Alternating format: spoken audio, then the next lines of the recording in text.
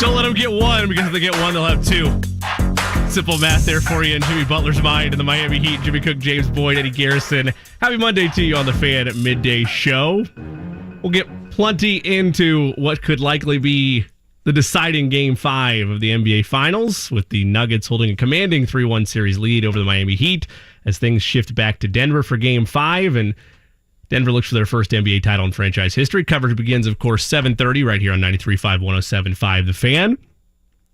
But we'll dive Colts to start things today. James, I know you'll be out there tomorrow as the final session over these next couple of days before training camp. Fist bumps in the air for James, because as you would expect, even though he's eager to see more Anthony Richardson, eager to handle your mentions further on the Anthony Richardson-Gardner Minshew debate, NFL beat writers, NFL reporters, we feel it here in the station. There's no days off throughout the NFL calendar year. It's become, as we all know, a 365-day, 24/7 cycle within the NFL. But a brief reprieve between the end of veteran OTAs, the end of this week, and then the start of training camp in Grand Park in July. So, James, we're not going to let you take a breath just yet today. We've got to get everything that we can out of you while you're here. And that first begins with where your outline is and where the three of our outlines are heading into veteran minicamp to close things out before that little gap to training camp.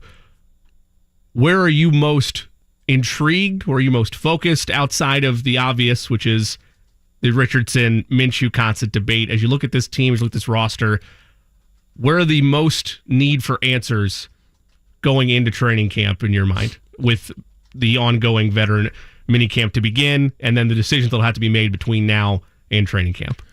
I really just want to see the wide receivers and the tight ends healthy. I think it was tough to gauge how well each quarterback was doing beyond, obviously the throws they made or missed, but who they were throwing to. I mean, the last OTAs we were at, Alec Pierce is out, Jelani Woods is out, Michael Pittman Jr. is out, Josh Downs is out. Like, these are people that you expect to be on the field potentially as your starting offense. And so that's what I would like to see the most. And then obviously the same goes for the defense. We talk so much about Isaiah Rodgers Sr. and the situation he is in now with the alleged gambling violation. Okay, that opens the door for Darius Rush, Julius Brents, both of which have not participated in OTAs the last few weeks.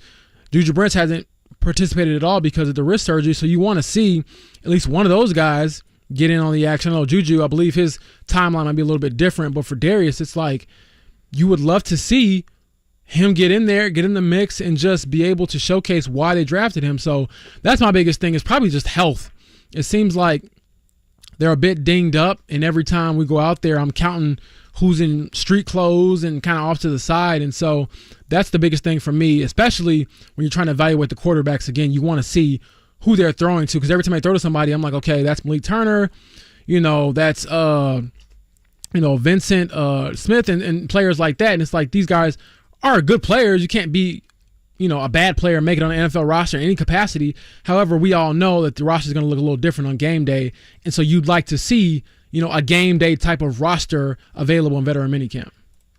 This is really the last, at least in my mind, the last window of opportunity prior to training camp, prior to where you'd be kind of rushing things along a bit in terms of personnel decision-making or personnel changes, outside of injuries, of course, where we're having this conversation last week and we're continuing to have it today of, do they bring in a veteran at corner? Do they keep the group they have right now?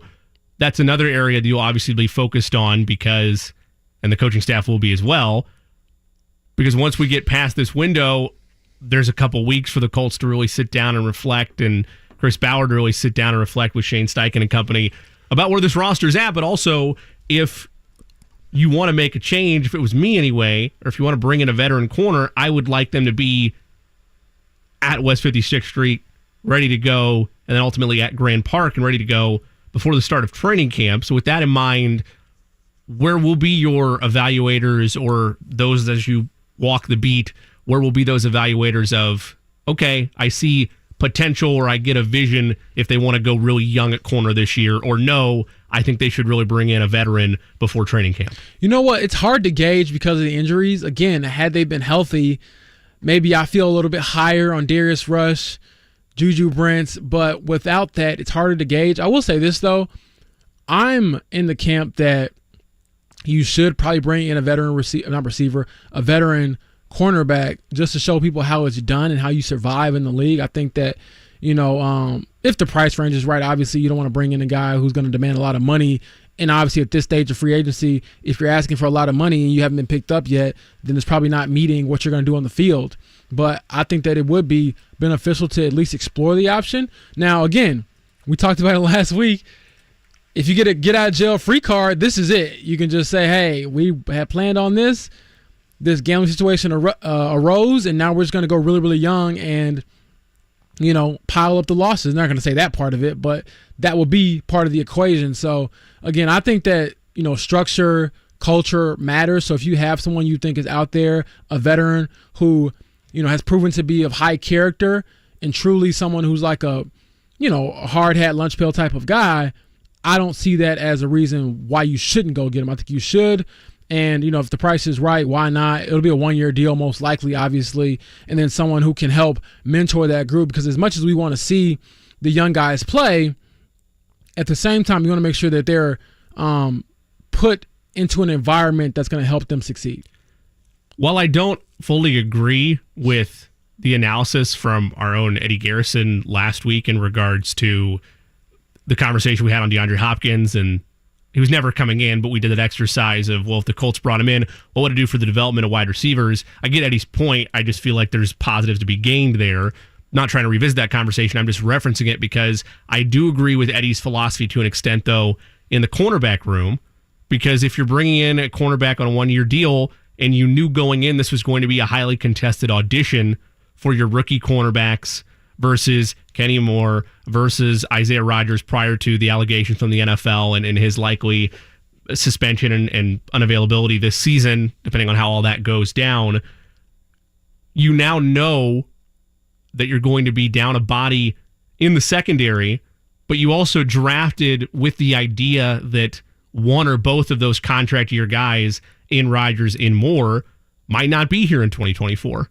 And so to bring in an Eli Apple, a Marcus Peters, a Kyle Fuller, to bring in anybody like that at this point on a 1-year deal, you have to have that same pros and cons game that we had when we were laying out DeAndre Hopkins as what is it going to do for younger players and their development? Does it stunt their growth, or does it help them learn and know what it's like to play the position at a high level in the NFL and to carry yourselves when you're not in between the lines on the field on Sundays? That's one half of the coin. The other half is the growth stunted, or are you in a situation where it's causing more harm than good? Because in my mind, I agree with you. It's a 1-year deal. Regardless if it's Apple, if it's Fuller, if it's Peters, if it's Darby, whoever you want to go after in terms of that's just a couple free agents. You're looking at a 1-year deal in all likelihood because that's a situation the Colts are in. And as you just mentioned, James, we're at a point now on June 12th where we're no longer at the very top of the shelf for free agents available. These are guys that either had disputes for what they wanted money or years on their deals, or these are guys that people don't see as a fit for their teams. Doesn't mean they're not good players, but it's clear there's been some type of miscommunication either by teams or by the players themselves for why they're still out there. Particularly Eli Apple, who, again, I feel like he gets toasted way too often as a corner. Like we always talk about how hard that position is, but that's what's frustrated me watching him over the years. That being said, he's 27 years old. You could argue he's in the prime of his football playing career right now. And despite being a key part of a Bengals team that made a Super Bowl and made it to an AFC Championship game the last 2 years, flip-flop there, of course, but he's an available free agent on the market. And that is surprising to me at this point of all those names. Here we are June 12th, and there's still not any type of deal done there. Yeah, I mean, you can look at Marcus Peters the same way. Like, okay, this is an older guy, obviously, but someone who's accomplished. And is it worth it? I think that's the question you have to weigh. And what complicates it is that you were already thin at that position. And so I think it comes down to how confident you feel in your group, the talent that they have, the potential that they have, the opportunities they'll have, obviously. And then also, how much do you trust Kenny Moore to sort of show that group, how it's done. And I do think that he could be very good in that role because of his path. Kenny Moore wasn't a first-round pick who, ascended to greatness and never really had a dip or anything like that. He's had to grind to get to this position in his career as an undrafted guy, as a guy who played for a Division II program. So I do think that he can offer a lot of insight to rookies and younger players about what it takes to not only last in the NFL, but thrive. Kenny Moore was a Pro Bowler 2 years ago. I know last season was probably his most pedestrian seasons as being, full-time starter, but I expect for him to come out with a hunger this season and something that obviously might be able to, rub off on some other guys in the room who will have big opportunities in front of them as well. So again, I think it comes down to how much you trust Kenny Moore and then how much you trust these young guys. And then also, like I've been saying, they will never say it, but I will, how much you factor in, okay, if we don't go out and get this guy, does that mean 1 or 2 more losses and a higher draft pick? And does that higher draft pick mean that we're picking a franchise-altering player rather than just a really good one? I mean, in all likelihood, and I know nobody wants to hear this when we're so far out from the season, but most fans of their favorite teams have an understanding of where their season is going to be at. There's a reason we all are aware of this, why the Colts are at 6.5 as their win total in Las Vegas or in sportsbooks, wherever you go play. There's a reason that they had the kind of season that they did, which is, we've talked about ad nauseum, a large part with the quarterback position and how quickly they're able to resolve that. There's not perfection at every other spot in the roster by any means, but that is the biggest key to win in this league. And even if Anthony Richardson gets to start week 1, and even if he is a blow-away, just franchise guy right out of the gate, which would surprise a lot of people, even myself, not to say he couldn't grow into that one day, this is likely a team that is hovering around that win total. With how bad the South is, you never know. Maybe you're able to sneak your way in down the stretch, but this is very much a year that is equal about we want on the field results, but also we want development with these young guys. And there's a lot of positions where it is likely a rookie at the helm and immediately seeing their development. We talked about it at cornerback. We've talked about it at quarterback as well. High expectations on Josh Downs out of the gate if he's able to get a starting nod within this wide receiver room, who obviously had to battle with Isaiah McKenzie for that. The other room that really fascinates me going into veteran minicamp and going into the final stretch before training camp is this crowded tight end room. When you look at, start from the top level of the tight end room for a second, when you look at the evaluation that's going to take place in this battle between Jelani Woods, Mo Alley-Cox, Kylan Granson, regardless who the starter is, you would expect to some extent, unless one gets true separation, that, I don't want to say by committee, but it's going to be situational at times with how you see these tight ends worked. Where are your observations first from those 3 on the depth chart before we get into the extra bodies that are fighting for spot in the 7-room Yeah, it's pretty deep, right? Pretty crowded. I do think that Jelani Woods was my tight end number 1 coming into the season, but that's before we had any OTAs, rookie minicamp, all those things. I just think that with his size and speed and skill set, the possibilities within a Shane Steichen offense are really enticing. And I think he showed a lot of promise last year as someone who can be a threat.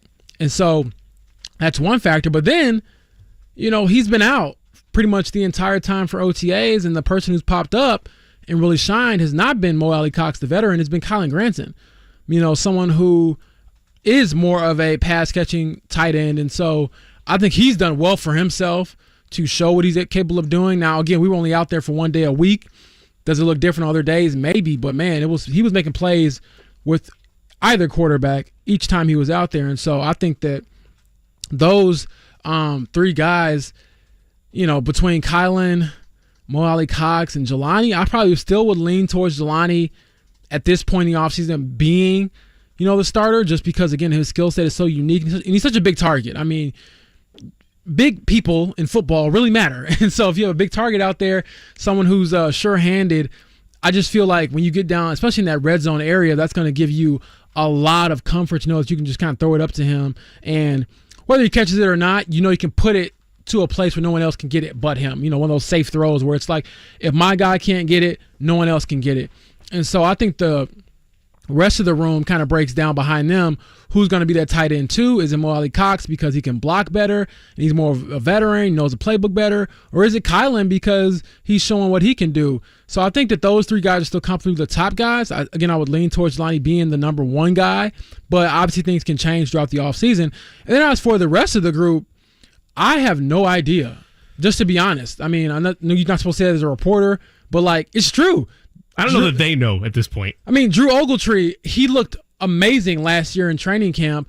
Tore his ACL. He's still recovering, from that. He tore it last August. So, again, you don't know what he's going to be because he looks really good. If he picked up where he left off, then it becomes even more, complicated. And then, obviously, with Will Mallory, he's been out with a foot injury. You don't know how far that set him back. And so there's just a lot of bodies in that room. And I think that this is one of those good problems for the Colts. Now, we talk about them being extremely thin at cornerback. That's a problem that gives you like a bad headache. This one gives you a good headache because it feels like you have a lot of players who, no matter who you put in there, can succeed in a different way. And so I'm excited to see how it all unfolds. But again, I just can't pick against a guy like Jelani Woods, who is 6'7", big body, and showed so much promise in the offense last year that really didn't have too many bright spots outside of him. And maybe a couple Alec Pierce plays. It was a really anemic offense. And so to see him have those flashes, you can only wonder what it will mean, not only for him, but for the entire offense to have the same quarterback most likely throughout the season, and then a new coach who can hopefully, utilize and scheme you all up the right way. Of the 18 touchdown passes caught by receivers, that includes tight ends and wide receivers, last year at Florida during the 13 starts from Anthony Richardson, 3 of them came from tight ends, the rest of which came from a variety of different wide receivers. We joked about it a time or two that it wasn't exactly an Alabama or Ohio State-like treasure trove of wide receivers for Anthony Richardson last season. That being said, it's still the SEC, and there was still talent out there. But when you look at the weapons that are going to be around him in year one, this is operating underneath the assumption he will be the starter week 1. We know Jonathan Taylor's probably the answer, but when you look at pass catchers, is it Michael Pittman Jr. that holds the most weight or the most importance to Richardson's development and or comfortability of getting set as a quarterback? Or is it somebody in that tight end room, or is it somebody else off the board at wide receiver? I think Michael Pittman Jr. is high on that list because he's the most talented wide receiver and obviously your most talented player in that receiving room. You want him to gel well with your quarterback, and he's sure-handed, and he can run a variety of routes.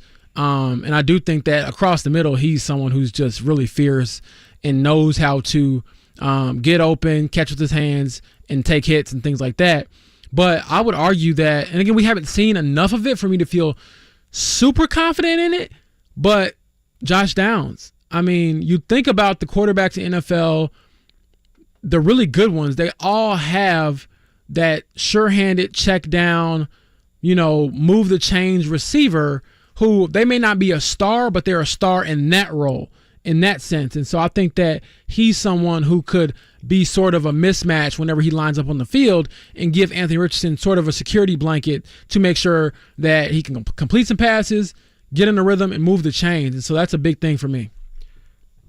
My thought on it is we've struggled with observations for the wide receiver room the last couple of years, and a large portion of it I'm willing to blame on the quarterback room that has been a revolving door to carousel since then. We won't go into the weeds on that once again, but if you know, you know. It's Anthony Richardson in all likelihood this year, or some combination of Anthony Richardson and Gardner Minshew, and the hope is that there's finally a level of connection between quarterback and wide receiver where we're finally able to not only see what we have out of a rookie quarterback if you're the Colts, but also you're hoping they can see what they have on these receivers where it's a contract year for Michael Pittman Jr. That's another big reason why I would argue that development is key between those two, because if you're going to keep Michael Pittman Jr., you want to know that there's a true established connection between them to the point that, okay, this is a receiver I want to spend decently high money on. I don't think it's by any means reset the market type of money,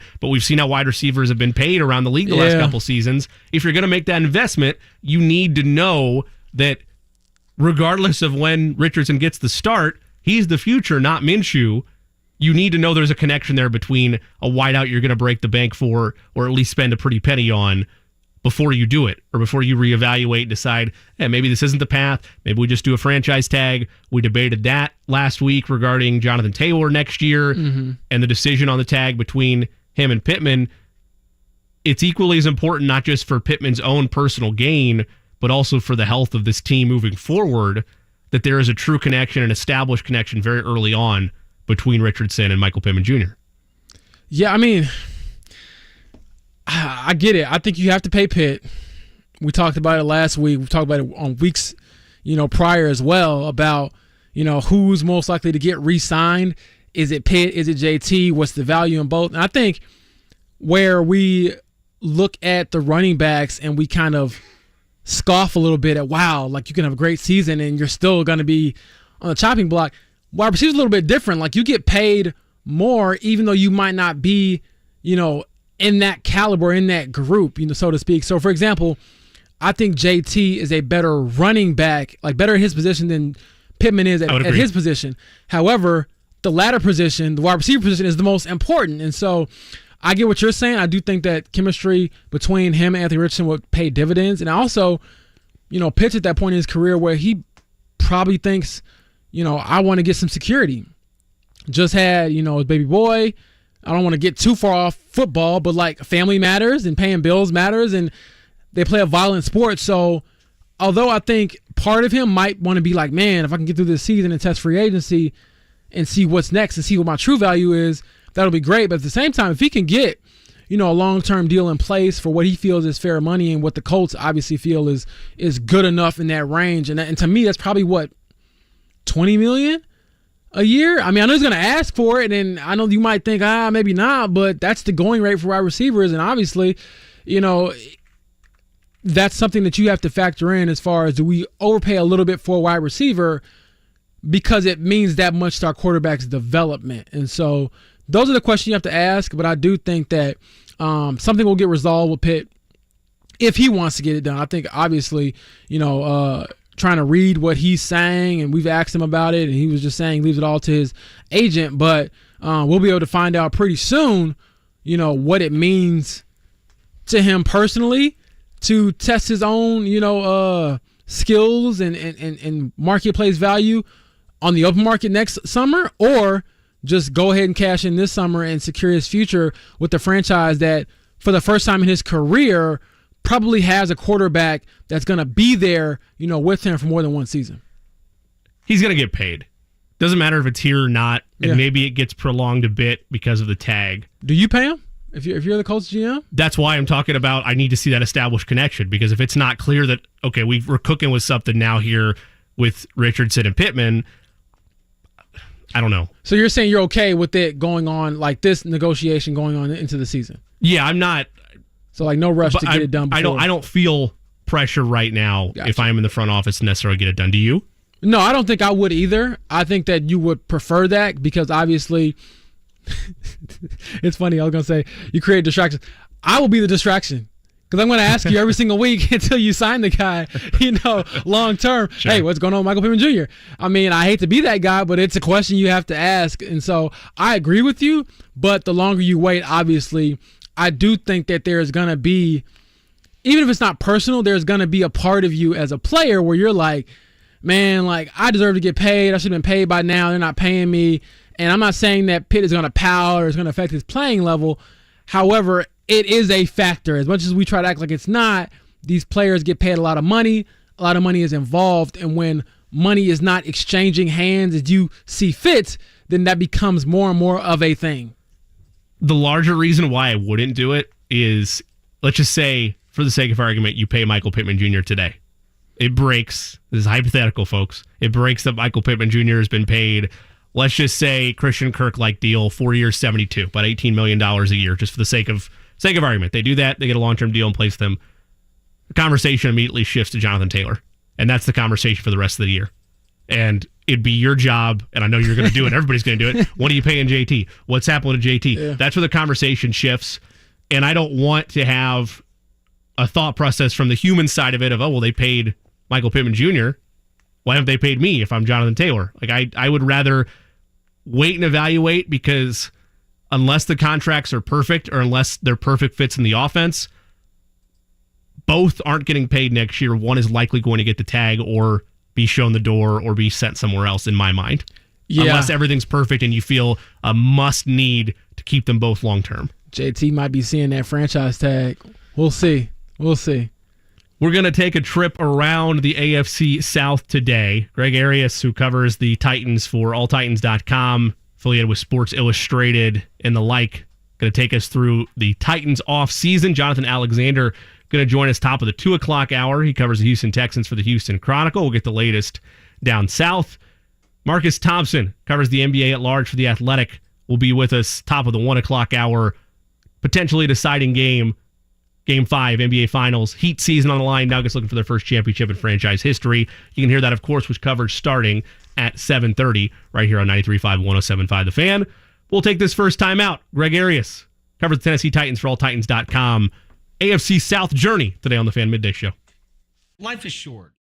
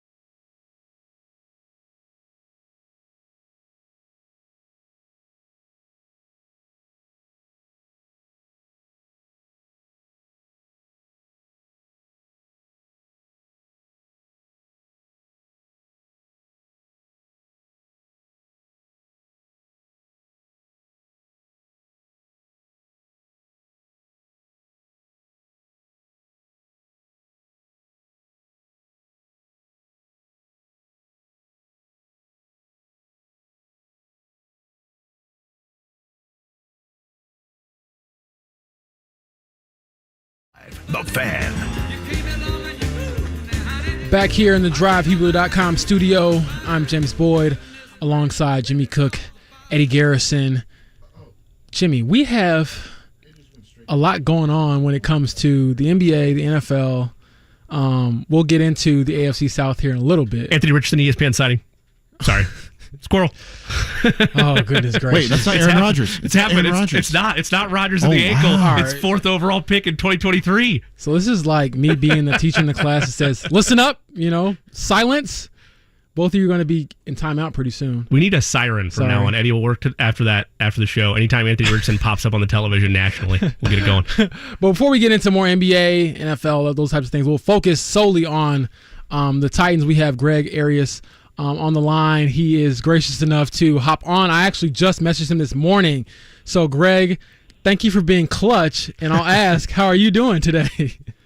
Well, I'm doing as well as can be expected. It's a kind of cloudy, gloomy day here after some storms yesterday. But other than that, okay. And thanks for having me on, by the way. And never too late for an invitation. I'm good to go anytime that you guys need me, if at all possible. See, these are my kind of people. So, Greg, to get more serious, I know the biggest talk right now around the Titans is DeAndre Hopkins. We saw the Instagram post that he made where it showed that he was in, Tennessee. And I guess my question is, how real is this thing? Because from the outside looking in, it's like, why would a player at his age, at his caliber, go to a team that maybe doesn't have a clear quarterback, thing going on? But I do know he has relationships there, and that might matter. So how real is this? Well, I think certainly on the Titans' part, it's real. Obviously, they need another receiver. Now, Traylon Burks has really stepped up in this training camp, looks really good, playing with a lot of confidence. He appears to be set to take a big stride from his rookie season a year ago to this year.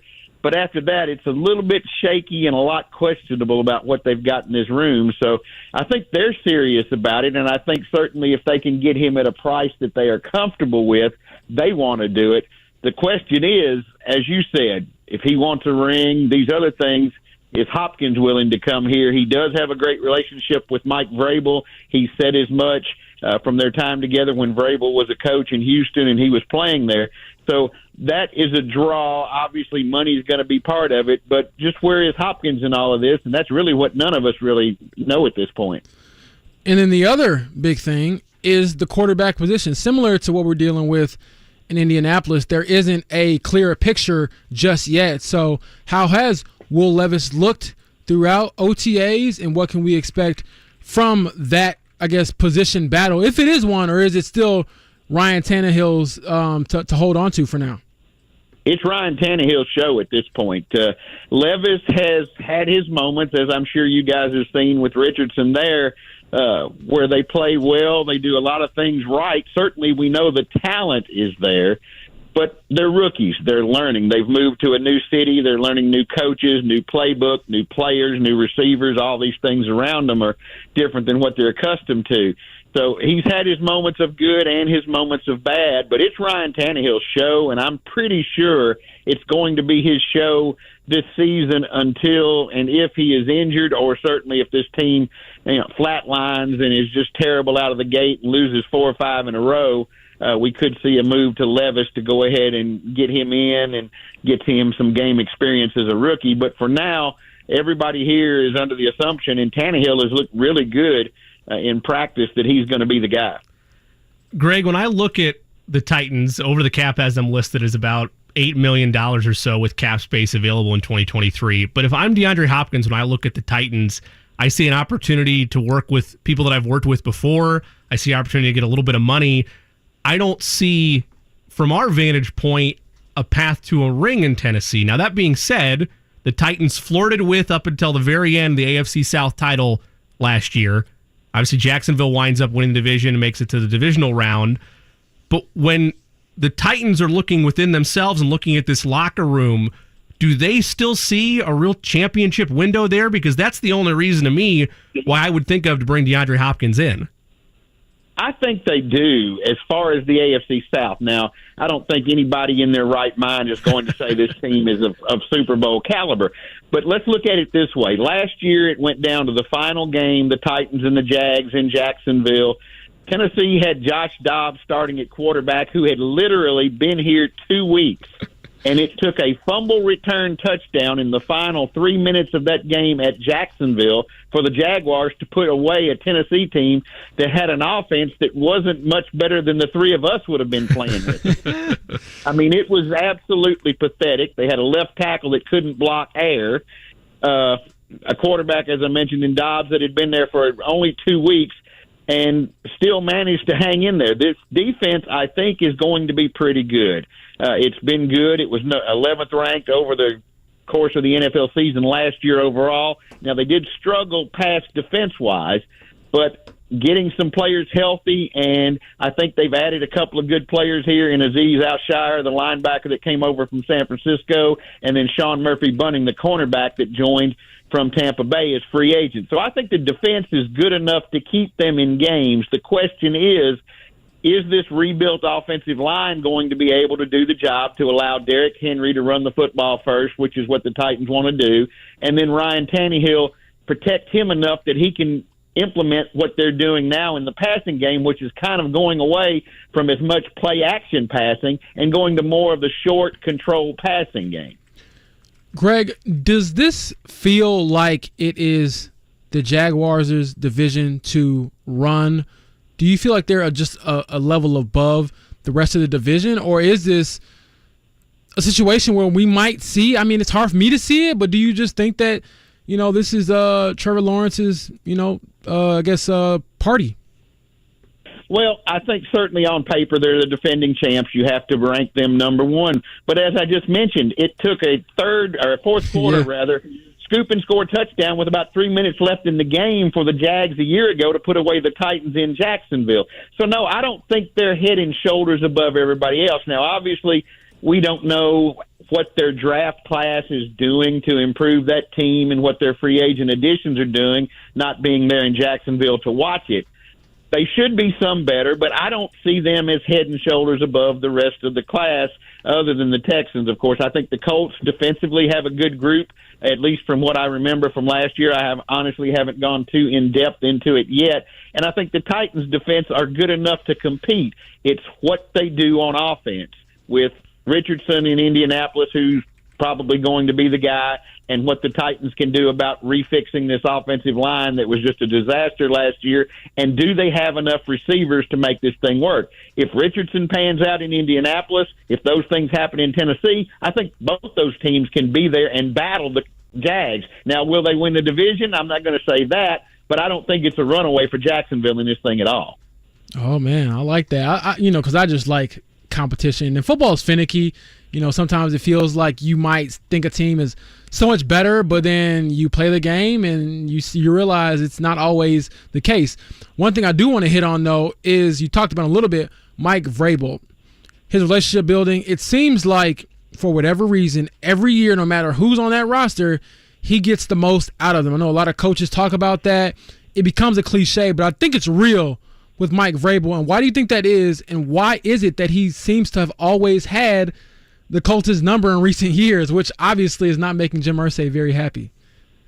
Well, there's two things. One, he's been there, done that. This is a guy that played in the league not that long ago.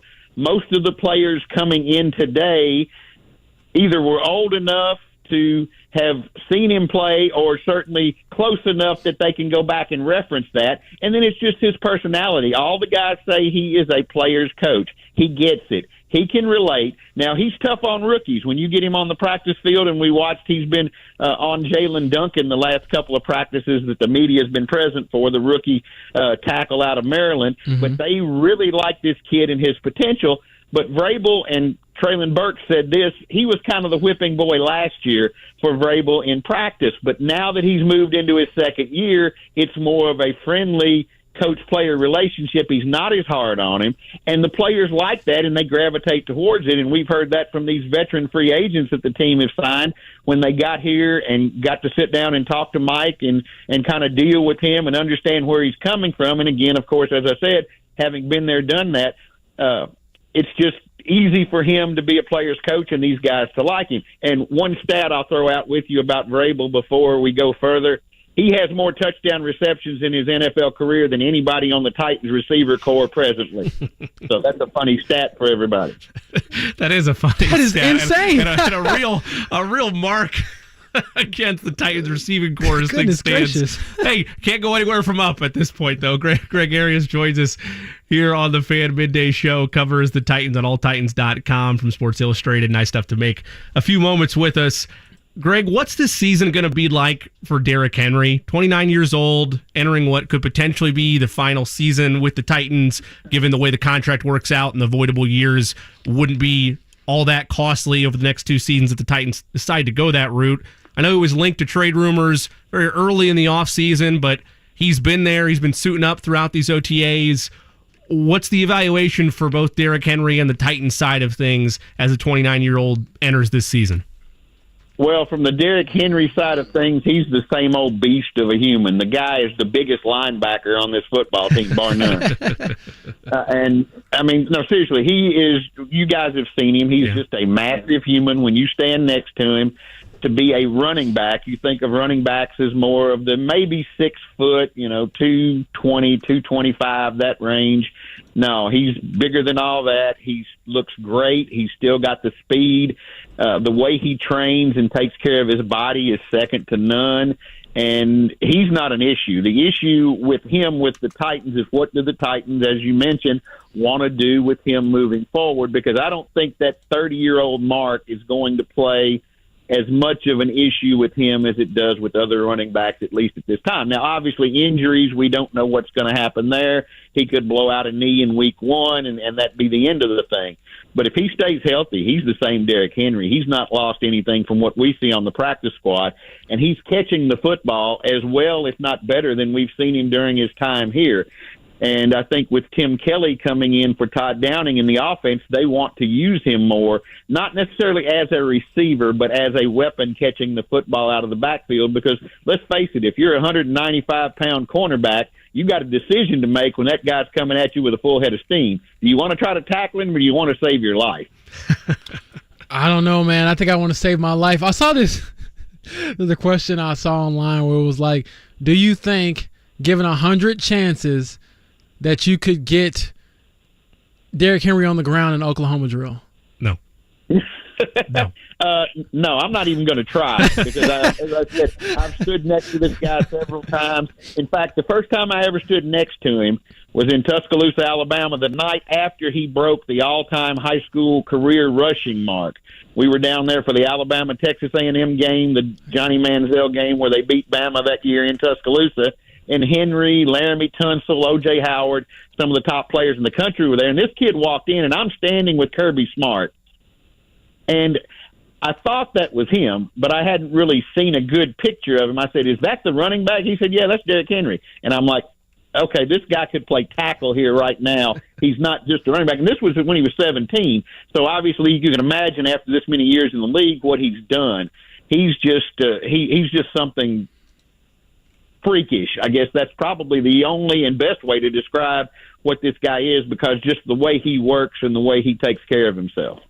The last thing I'll ask about him in particular is how much do you think he wants to stave off the, oh, he's getting old, oh, he's not the same? Because we dealt with some of that on the Colts beat last year where Stephon Gilmore was like, wait a second, I'm still one of the best in the game at this. And how much do you think that fuels Derrick Henry in the same vein? He won't say it. He spoke to the media last week during the minicamp for the first time. He had not taken any interviews coming off the field or anything else. He was off limits. But last week when he spoke, he wouldn't even address it. I've still worked the same. I'm still doing the same things that I've been doing. I still feel the same. Nothing has changed. That's his attitude. I don't think he thinks he's anything other than the best running back in the league. And obviously that's debatable, but certainly we know he's in the top 2 or 3.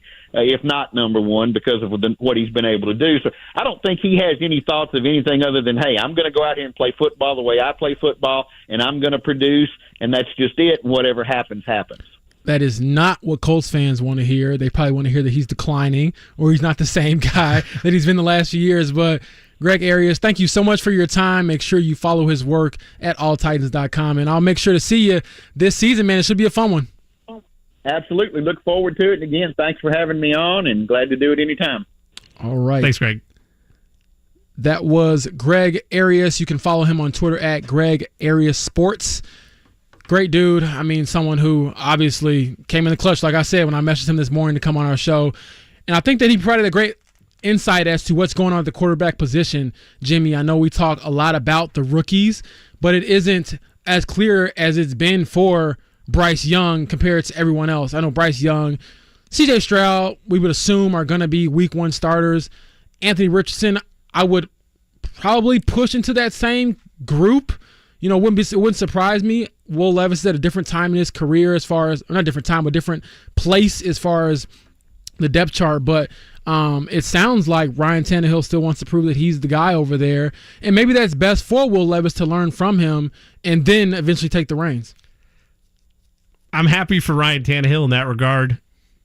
When he arrived in Tennessee, there were high question marks for what kind of quarterback he was going to be in this league. Yeah. And you can point to him now as a reclamation project to some extent, where if one spot for a quarterback out of the gate as a rookie or as a couple-year veteran doesn't work out, you can find a new home somewhere else. He was able to do that, and he's thrived there.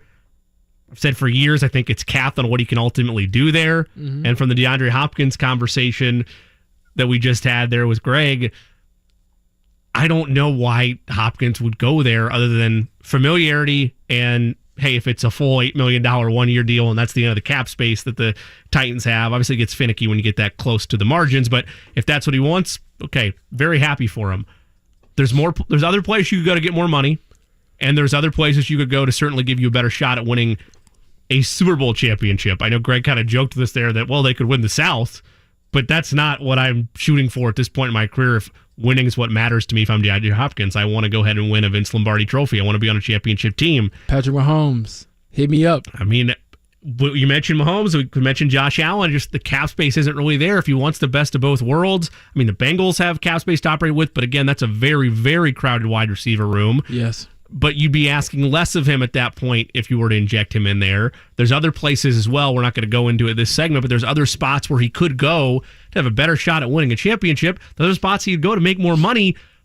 I don't get Tennessee other than he has ties with some of the staff. He has ties with Vrabel. He has ties with those that are in that building. And that matters to players. I would have thought it was money or championship was his 1A, 1B type of mindset going into this free agency. Yeah, I think if the Titans ultimately land him, that speaks to how close he is with Mike Vrabel and how much that relationship means to him, because that to me would be the deciding factor. Like you said, other than that, it doesn't seem like a very enticing spot.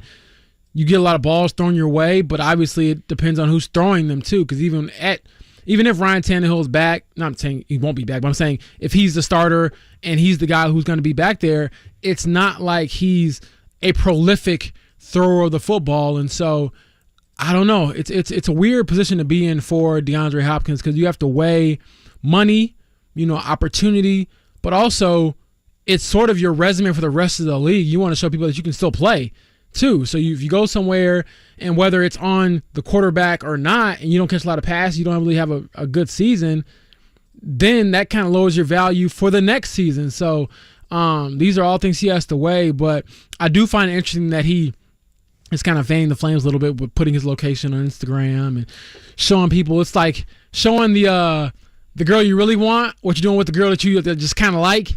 And it's like, okay, like other teams with more money, this is what I'm thinking about right now. Is it just like a cat and mouse game, or is he serious about it?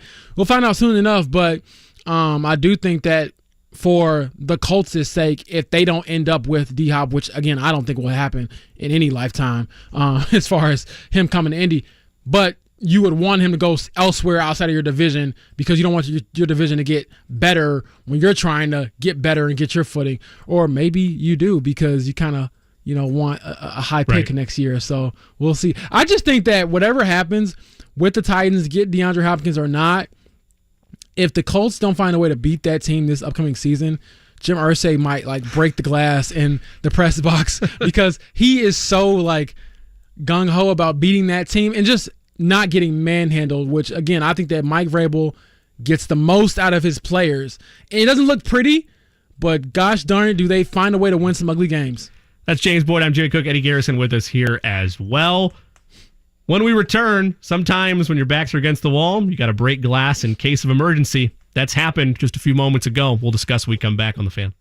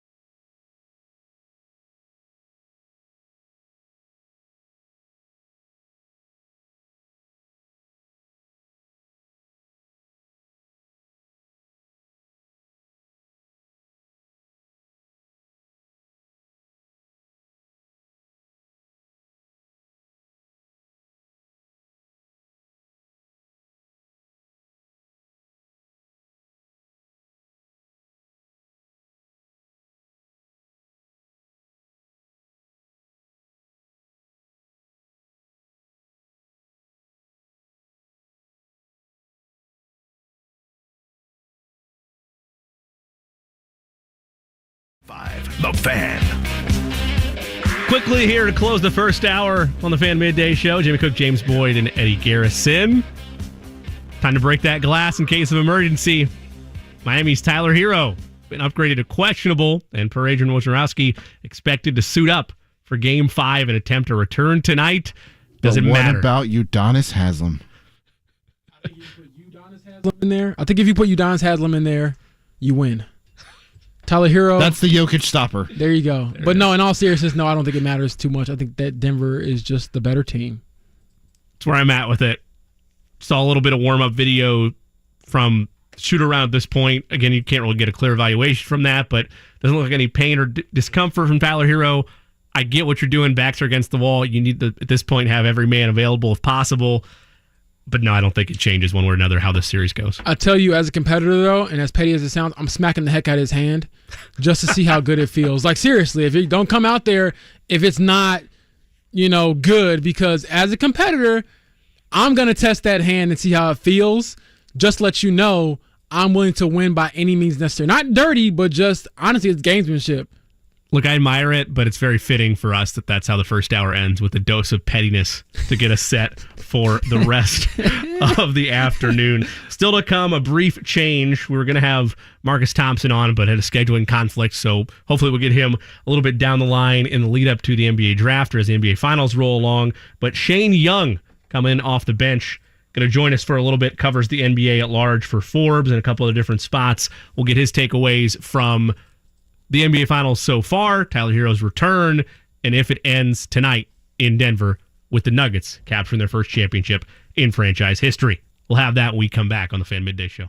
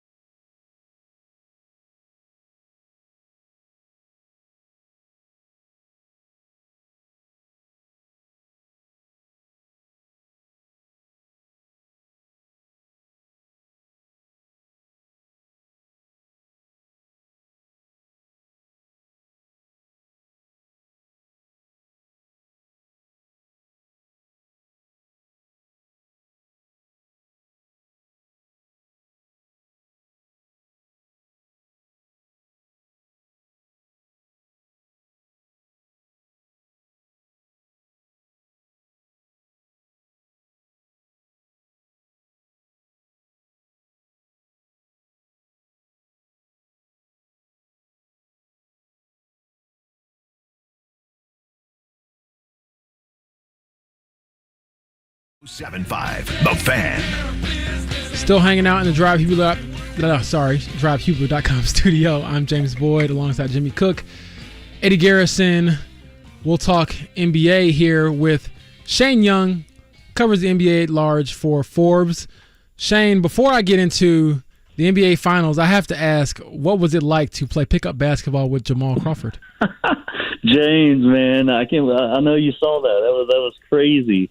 Well, I guess to set the scene real quick, like I pull up to the facility in the Uber, and I get out, and I'm just waiting to see where the entrance is, right? And then I see Jamal pull up too. I'm like, oh my god, like we're in for some damage today, man. Like it's about to be crazy. But hey, I got to say, I don't know if it's just like the retired players just playing, not wanting to go all out, but like he was passing everything. Like he wasn't shooting as much as you think he would. So pretty fun experience. Final score? Oh, his team didn't lose a game. Okay, that's what I thought. I just want to make sure. And I was on the team for 2 of those, so. 2 dubs. That's right. That's nice. right, Shane. You get those dubs. There's a video on Twitter. I encourage everyone to go check it out. Shane Young NBA. You can see that Jamal Crawford gives him a compliment on the jumper, which is like so cool. But I know you're not there only for play. You're there to work as well. Yeah. And as you've worked these NBA Finals, what impressed you the most about last game, particularly in the non-Jokic minutes, where it felt like if Miami was going to do something, that was the time to do it, and it felt like that was a championship moment for the Nuggets? Yeah, it's a really good point because I think in prior playoff runs, whenever Jokic has to go to the bench, whether it's rest or foul trouble like it was the other night, they really don't have a plan. Like there's no action. You can see they look like deer in the headlights, and they kind of go into prevent offense where they're just trying to survive instead of thrive. And I think that's what Aaron Gordon said. Like we want to thrive in the minutes. We don't just want to be out there and go even or maybe lose them by a few points. We want to win those minutes. And I think it's knowing, getting into your first action.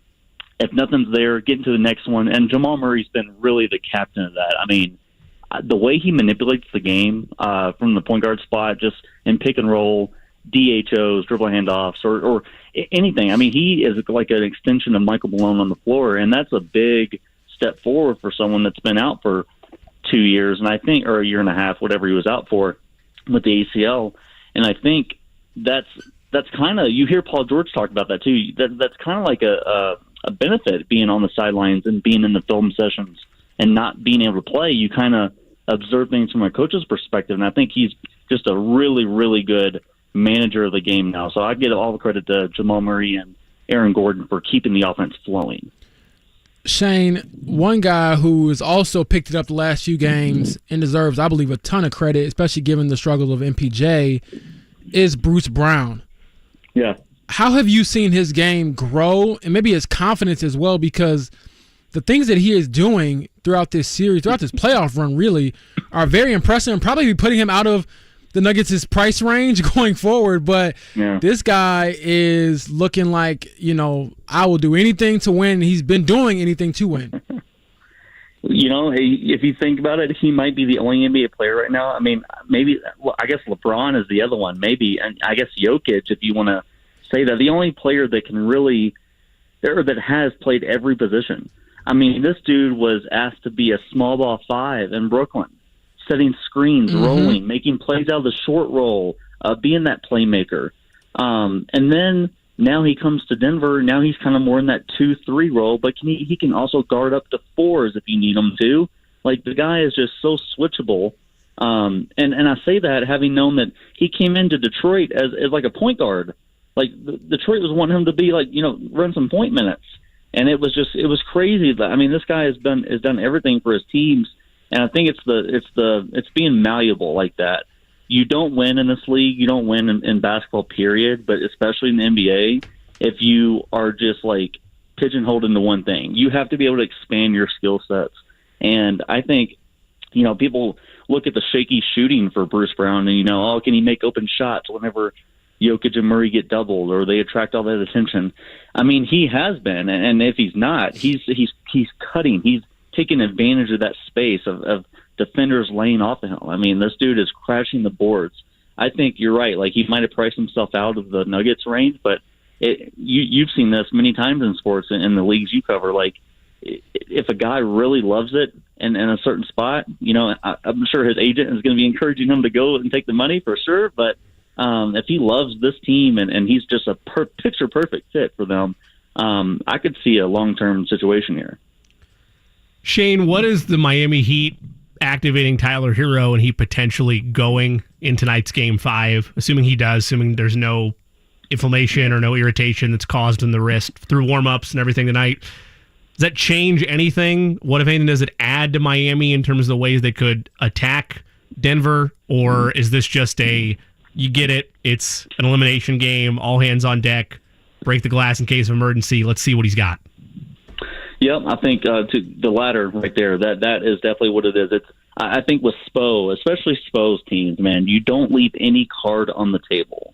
You have to play everything, because what happens if they get, they don't play Tyler Hero, and there's always going to be that what if. Like, what if we had some extra juice? What if we had some extra firepower? Maybe we let that final slip away. Maybe they could have won a couple games. Now, on the other hand, like I just look at things like defensively. Especially with him having a sore hand, and you saw his irritation, like after he gets done with warm-ups. I saw his hand getting taped up the other day before practice. You could just tell that it still bothers him, but he'll have to play through pain if he does play. But I think Denver will just target him, not because of the hand, but because he's small. Like, he's just a small guard. And, man, you put that guy in pick-and-roll actions, I think it's going to cause more problems for Miami, but at the same time, you have to just play. You have to lay it all on the line. This is Game 5, down 3-1. You can't go into the offseason thinking, man, maybe Tyler could have given us 25 points tonight. I think that you make a great point. So my next question is, how does Miami lure Jokic away from the arena tonight? Because I just feel like he didn't really have a great game last game, and the great ones don't have pedestrian. If I can even call 23-12 pedestrian, it's for him, I guess. They don't have two of those games in a row. So how do you expect? You mean he's not picking up a fifth foul tonight in Denver? That's I don't think so. Okay, and right. I truly think that he was frustrated with the way that he played. Yeah. And to be serious about it, Shane, how much do you think he will seize the moment tonight to close it out? I know they've talked about don't want to get ahead of themselves, but now you're not ahead of yourself. You're right there. Yeah, like that's part of what you just said. I'm partly like laughing every time Michael Malone or someone says we have to act like we're down 3-1. Like, come on, like you're the better team. You're on the cusp of making history for your franchise. Like, it's okay to get a little excited, but they're just trying to like temper everyone's expectations and kind of like keep everyone even killed. But I think you're right. Like, Jokic had a pedestrian offensive game. Now, I thought he was great on defense. Like, this dude is second in total playoff deflections, second behind Jimmy Butler. Like, it's just crazy. Like, he's not going to get all the blocks, although he got like 2 or 3 the other night. But it's the rim protection. It's being able to drop back, and it's the kicked balls as well. Like that. I mean, they get the ball back, but that's stopping a play. Yeah, exactly. Like Bam and these guys that are super aggressive. Like they're seeing Jokic in his 7-foot frame and his big body and his long arms, and they're gonna getting deterred from taking shots. Like, that's not going to show up in the stat sheet, but that is a win on that possession. Every time Miami gets spooked within 10 feet. So I think tonight, I think the other night, we saw that Denver or Miami tried to go all out against Jamal Murray, blitzing him on like 25, 30 pick and rolls. It seemed like they blitzed him on, and that opened up the cuts for Bruce Brown and KCP and Aaron Gordon. I think tonight I think Miami's going to try to play more straight up traditional, and that's whenever Jokic gets cooking, right? Like, you play traditional against him, he's either going to get a switch against a small guard and you're dead, or he's just going to catch the ball in the pocket, either on a pop or on the roll, and hit that floater, which I got to tell you, man, like I know you've covered ball a long time, I have too, but like, I don't think I've seen a guy with that special touch. Yes. Within 12 feet. Like, the mid-range is, like, of course, like, he'll make or miss. Like, that is what it is. But, like, in the floater range, he can get the softest bounces when he just floats it up there. He has such a unique release. Me and Jimmy talked about this. Yeah. His shots always roll in. They never roll out. Yeah. I've never seen that before. Like, it's basically like it's a magnet on the rim. He just puts it up there, and then it goes in. He just shuffles back down the court. And I'm like, how do you shoot 70% during a game or something like that and you don't dunk? That is insane touch. But, Jimmy, go ahead. I'm sorry. All right, good. Oh, I was going to say, I asked Michael Malone, is that touch something that you can that you can teach as a coaching staff? Because they had him for 8 years now. They've had Nikola Jokic for 8 years.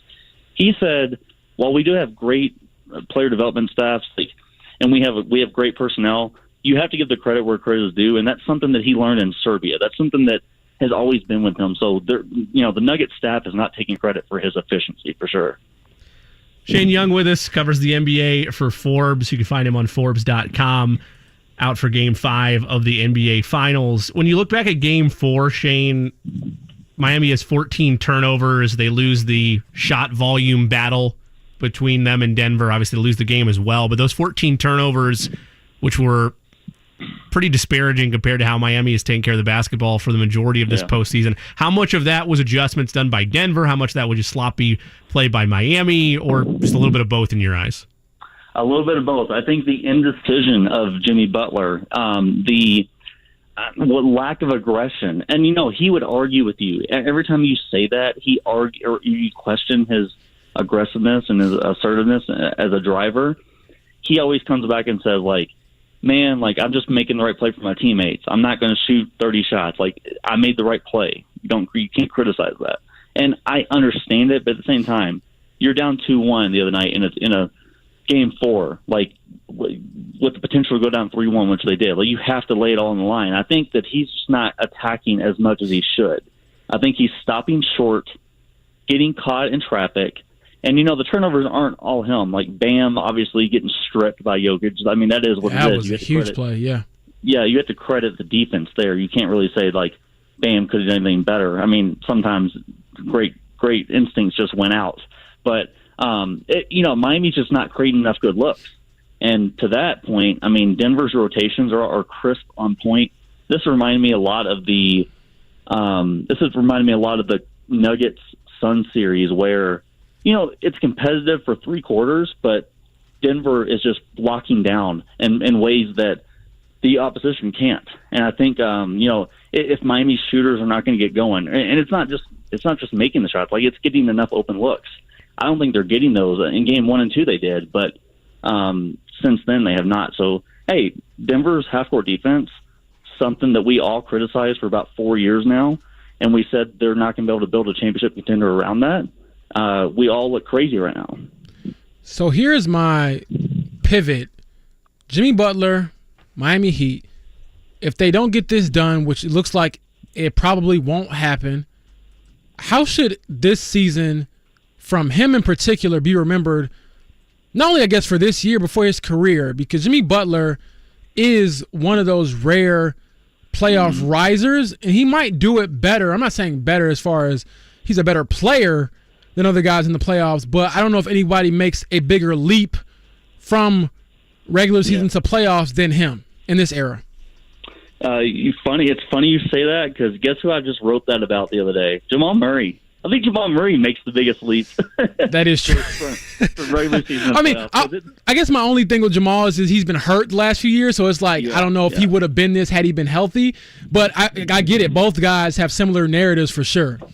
Yeah. So with Jimmy, it's interesting because he doesn't care about the All-NBA and the All-Star stuff, and that's largely why he made it this year, but largely why he gets left off of those discussions. When's the last time you ever heard him in MVP talks? Never, right? Never. Mm-hmm. Just never happened. I think for him, it's about conserving the energy during the season and maximizing the playoffs. I think Jimmy's legacy, assuming they lose this championship, this finals, let's just assume he never gets back to the finals for the sake of argument. I think his legacy is going to be someone that is able to soak, or is able to get as much success out of the talent he's been given around him, right? I think this Heat team has maximized what it's been able to. I think it's squeezed all the juice out of what it can possibly do. I don't think anyone thinks this Heat team is a championship team. Yet they're the 8th seed, yet they're here in the finals. So anything could happen, right? But I think, even looking back at that 2020 Heat run, 0 people picked that team who was the 4th seed. to make the finals. I think they beat the Pacers in the first round, right? Like that team just wasn't that. This wasn't a great team, yet they made the finals and were 2 wins from a championship. So Jimmy is good enough to elevate your team to that moment. I just don't think he's at the Dwayne Wade level where he could lift the Heat to a championship, which he did in 08 or 06. So I think he's somewhere in between there. It's like, yeah, he's a great playoff performer, but he's not that tier 1A guy where he can lift you over the top, if that makes sense. Shane, we've talked a lot about teams that are in situations like the Pacers are, where you look at a team like Denver in particular and how they were able to build things highly through the draft and then pick and choose the type of free agents they wanted to some extent or find high value and the trades they made as well. When you look at the two crown jewels of that set, and we'll leave Michael Porter Jr. out of it, even though at the time there were question marks when he was drafted, but you looked at it from afar, it's like, man, if he can get his health in order, it's a great piece for Denver. Let's leave him out of it. Let's just look at Jamal Murray and let's look at Nikola Jokic. And you mentioned it, it's taken time for them to get to this point. What is this overall potential championship coronation tonight say about the patience needed at times in this league that we often don't give it, and the overall ability for smaller market teams to be able to capitalize? I get it. I know Jokic is a once-in-a-generation talent, and where they found him is not going to be repeated, but you can have success in the draft to a point where patience does need to be practiced. Totally right. It's an awesome point because this is now the second championship in the last 3 years that what you just described has been demonstrated. The Bucks. This is right up the Bucks' alley. This is identical to their title. Like, you have the best player in the world at that time, which Giannis was. You bring in new pieces, Aaron Gordon for Denver, Drew Holiday for Milwaukee. I mean, it's literally a carbon copy of staying true to yourself. And I think the biggest thing that teams need to take away from this finals is it's all about trial and error. So we saw the iteration of the Bucks that couldn't get over the top, right? Malcolm Brogdon, like that core unit that was there. They bring in Brook Lopez, like they're able to win, building around a elite defense. It takes a few different tweaks. It's not going to happen in years 1 through 5. It probably won't happen in years 1 through 5 of a situation like Denver and Milwaukee. It's going to take like 7 or 8 years. And I think you have, as fans, as analysts, as owners, everyone, you just don't have 8 years of patience. You maybe have 3 or 4 before you want to make large changes. I just think this is proving that you need to tweak things around the margins until you get it right. You figure out who your centerpiece is. Jokic is pretty much equivalent to Giannis. I think Jokic is the best in the world now, but those guys can go back and forth as 1 and 2. You figure out what your core piece is, and then you figure out, okay, what is going to fit around them. And I think it's perfect to consult with those guys. Like, hey, what do you think the archetype of player that we can bring in? And I'm sure Jokic had a big say in Aaron Gordon, Bruce Brown, all these guys that they filled out the roster with. Shane, I believe if and when Jokic wins this Finals MVP, he'll be the first center to win it since Tim Duncan, which we consider a power forward. He played center that season, 2005. And then before that, if you want to go, and then if you want to go true center, it's like Shaq. Yeah. So, I mean, when you look at his resume, you add a championship to that resume, where does that put him as far as the conversation for best big men ever? I'm not saying we have to have all of these, finalities today, but I do think that he gets a championship. You have to put him in the conversation because of the stuff that he's doing and the efficiency it comes with, the playmaking ability, with the assists and things like that. We've never seen this before. I get it. Shaq, we never saw him before, but it's dominance to that level, but just in a different way. Yeah. We've never seen this before age 28, 29. Yeah. Like, I think that's the biggest thing is to win at this level, to have 2 MVPs at this level, it's just unprecedented. And the guy just turned 28.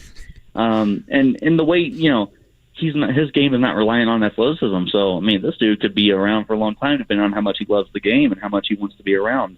I think that's what's fascinating about, like, the international play is, like, all these guys play so differently that, you just never know what you're going to get from year to year, and that's great about the sport. The sport's in great hands with a guy like Jokic, but I think to your point, if he or when he wins the Finals MVP this year, it's like, man, it gets really hard to kind of align him with the all-time greats because, he's only played 8 years. Like, the raw numbers just aren't there. The counting numbers, like in terms of averages, are there for sure, and the MVPs and all the accolades are going to be there. But it's like, do you need a little bit more time? I would argue you don't. I think he's like a bona fide top 20 guy just from his resume.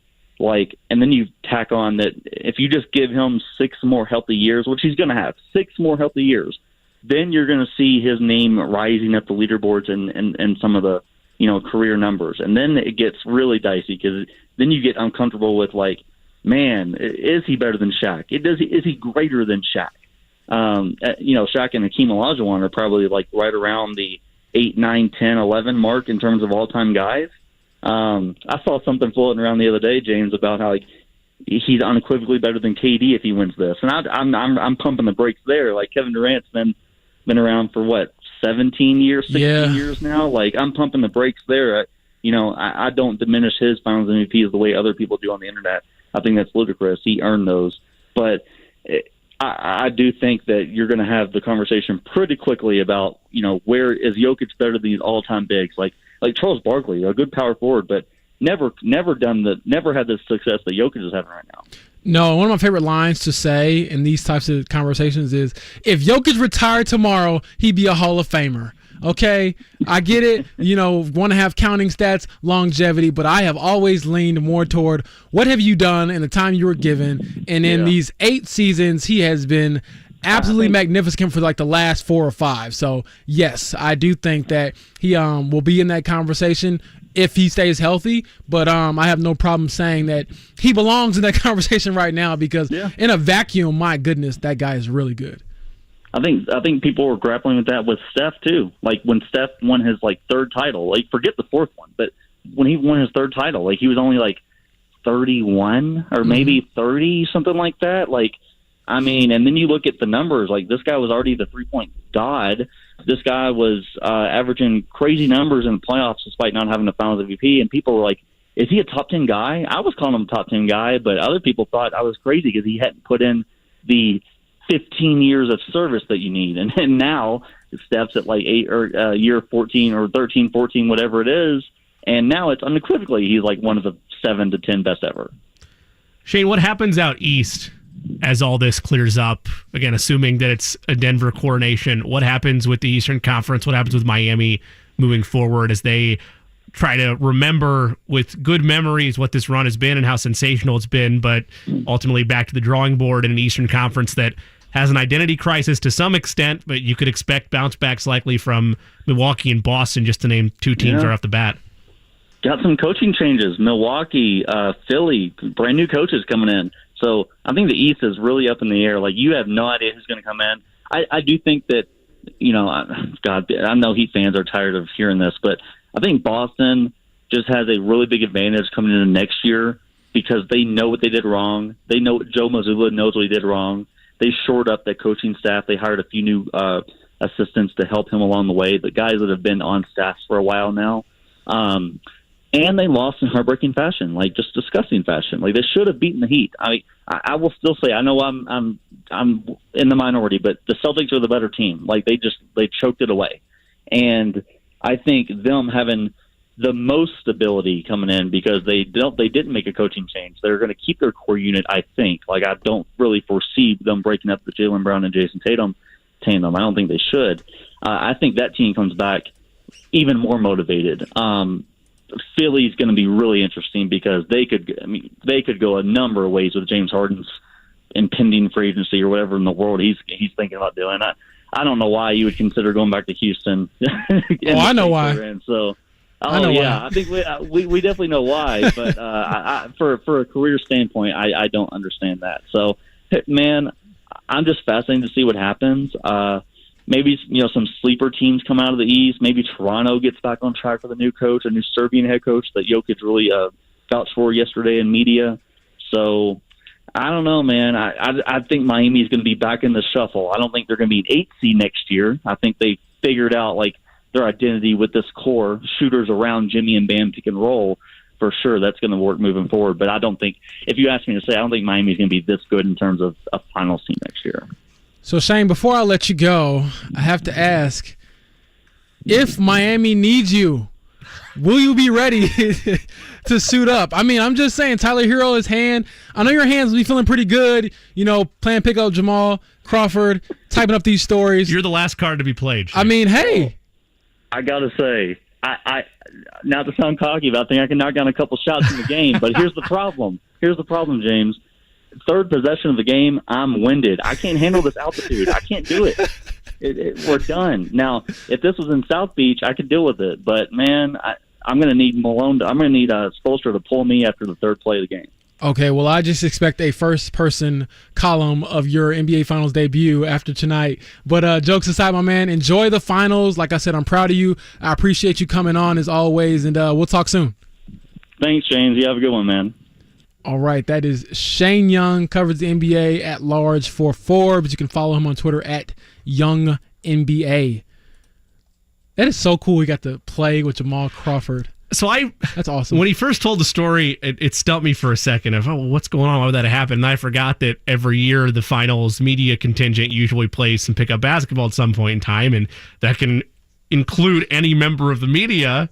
So you got Jamal Crawford out of TNT hooping it up over there, and all of a sudden that changes a little bit. Yeah, changes your expectation if you're just a beat writer covering the Nuggets, then all of a sudden Jamal Crawford's walking through that door. You know what? I'll be very happy, as Shane said, that he was passing the ball, because I have a feeling that if he just wanted to break your ankles, he really could do it with ease. And so I guess that speaks to the talent level, because that guy isn't he 40?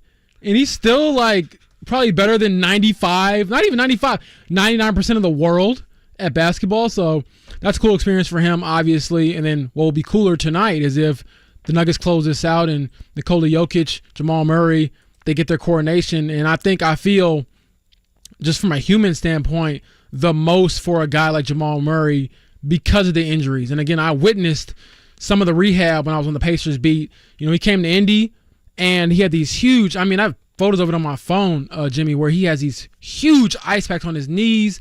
He went through this rigorous warm-up routine, didn't play that game. And it's wow, all of those days led you to this day, this night where, it'll be all worth it. And so I'm excited to see the game. And then on the other side, that Miami's not going to lay down and give you anything. And if there is going to be a team that pulls out a win or does something that, I guess, ruins the narrative, they're the narrative story ruiners. And so we'll see. But I just ultimately feel like Jokic is inevitable. And I feel like if anything is going to be at home, for sure. That's James Boyd. I'm Jimmy Cook. Eddie Garrison here with us as well. We'll look more at the NBA Finals when we return. Plus, still to come, our journey around the AFC South continues. Jonathan Alexander covers the Texans for the Houston Chronicle.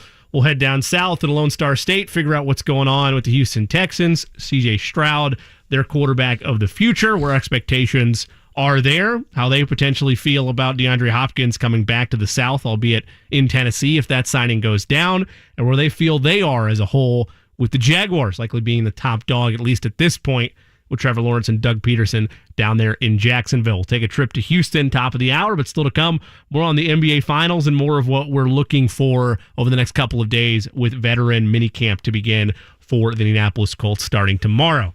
That when we come back on the Fan Midday Show.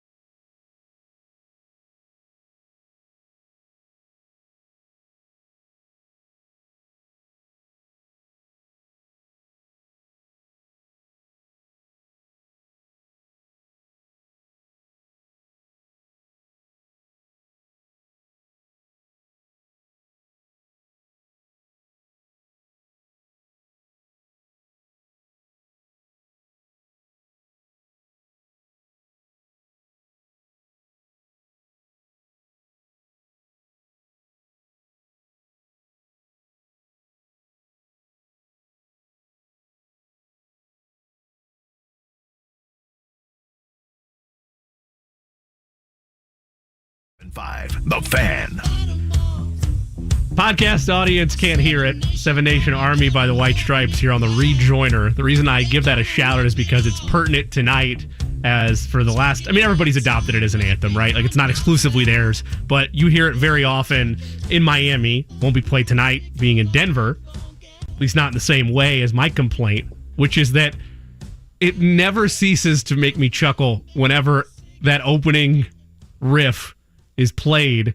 It's in the middle of a possession, James. Like a minute and a half to go, and all of a sudden, dun, dun, dun, dun, dun. It's like, I get it. Like, players aren't focused on that, but as a viewer, it's very distracting when that, like, you're in crunch time, you're locked in, and Seven Nation Armies come over the loudspeaker with a minute and 20 to go.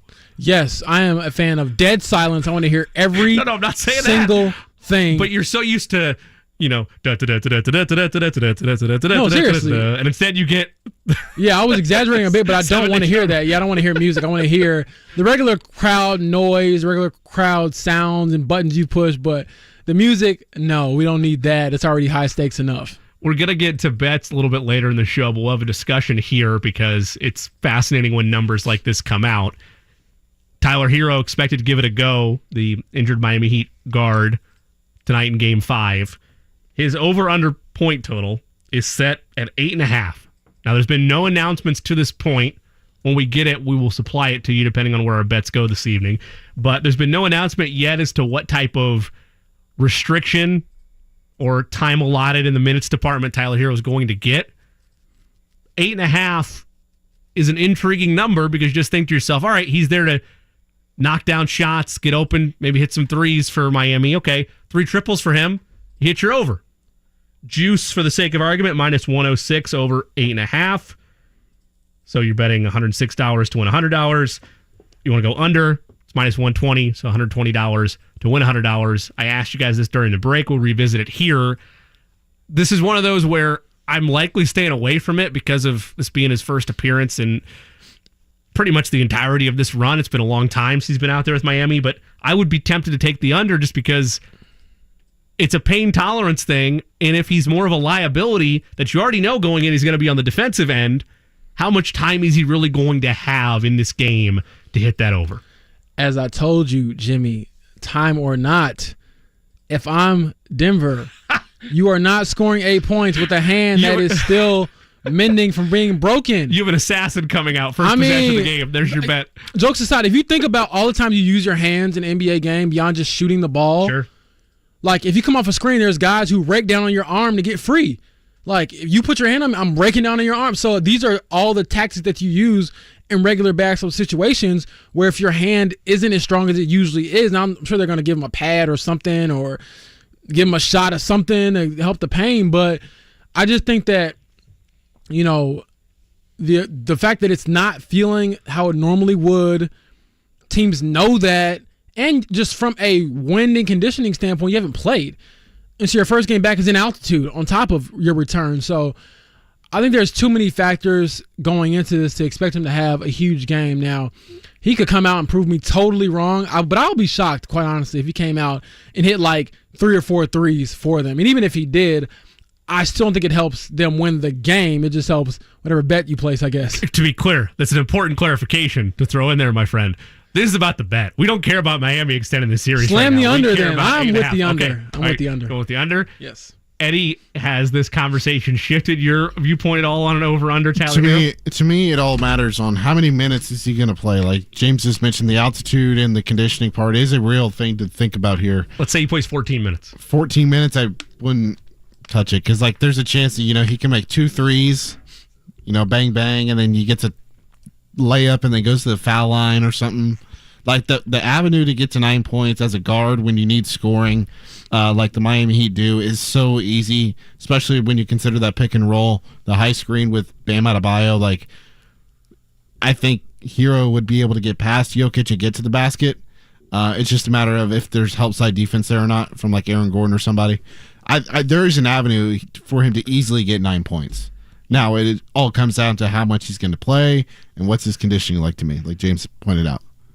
You played, we all have, and some of our listening audience has, and for some of our listening audience, just hang around and pretend like you know what I'm talking about. If you've ever played any type of basketball video game before, I think back to my days playing NBA 2K, and I really love the franchise mode where you're getting to build everything from roster construction to minutes allocation, everything like that. And you're looking at, in this instance, the minutes you had last game to answer Eddie's question for how many minutes you're likely going to have for Tyler Hero tonight. Kevin Love plays in 18. Jimmy Butler goes all 45. Bam Adebayo 44 minutes. Gabe Vincent and Max Strus 19 apiece. 25 for Duncan Robinson, 33 for Caleb Martin, 33 for Kyle Lowry, 4 for Cody Zeller. So you're borrowing from different areas of, okay, how many minutes are we going to allocate at this point to Tyler Hero? You would figure that he would likely borrow some of the chunk of Kyle Lowry, not a ton, but maybe a couple here or there. Or maybe Gabe Vincent because he's been in foul trouble the last few games. But even then, the moment that the Tyler Hero experiment isn't working, I think you have to pull the plug and go with the guys who got you to the finals. And so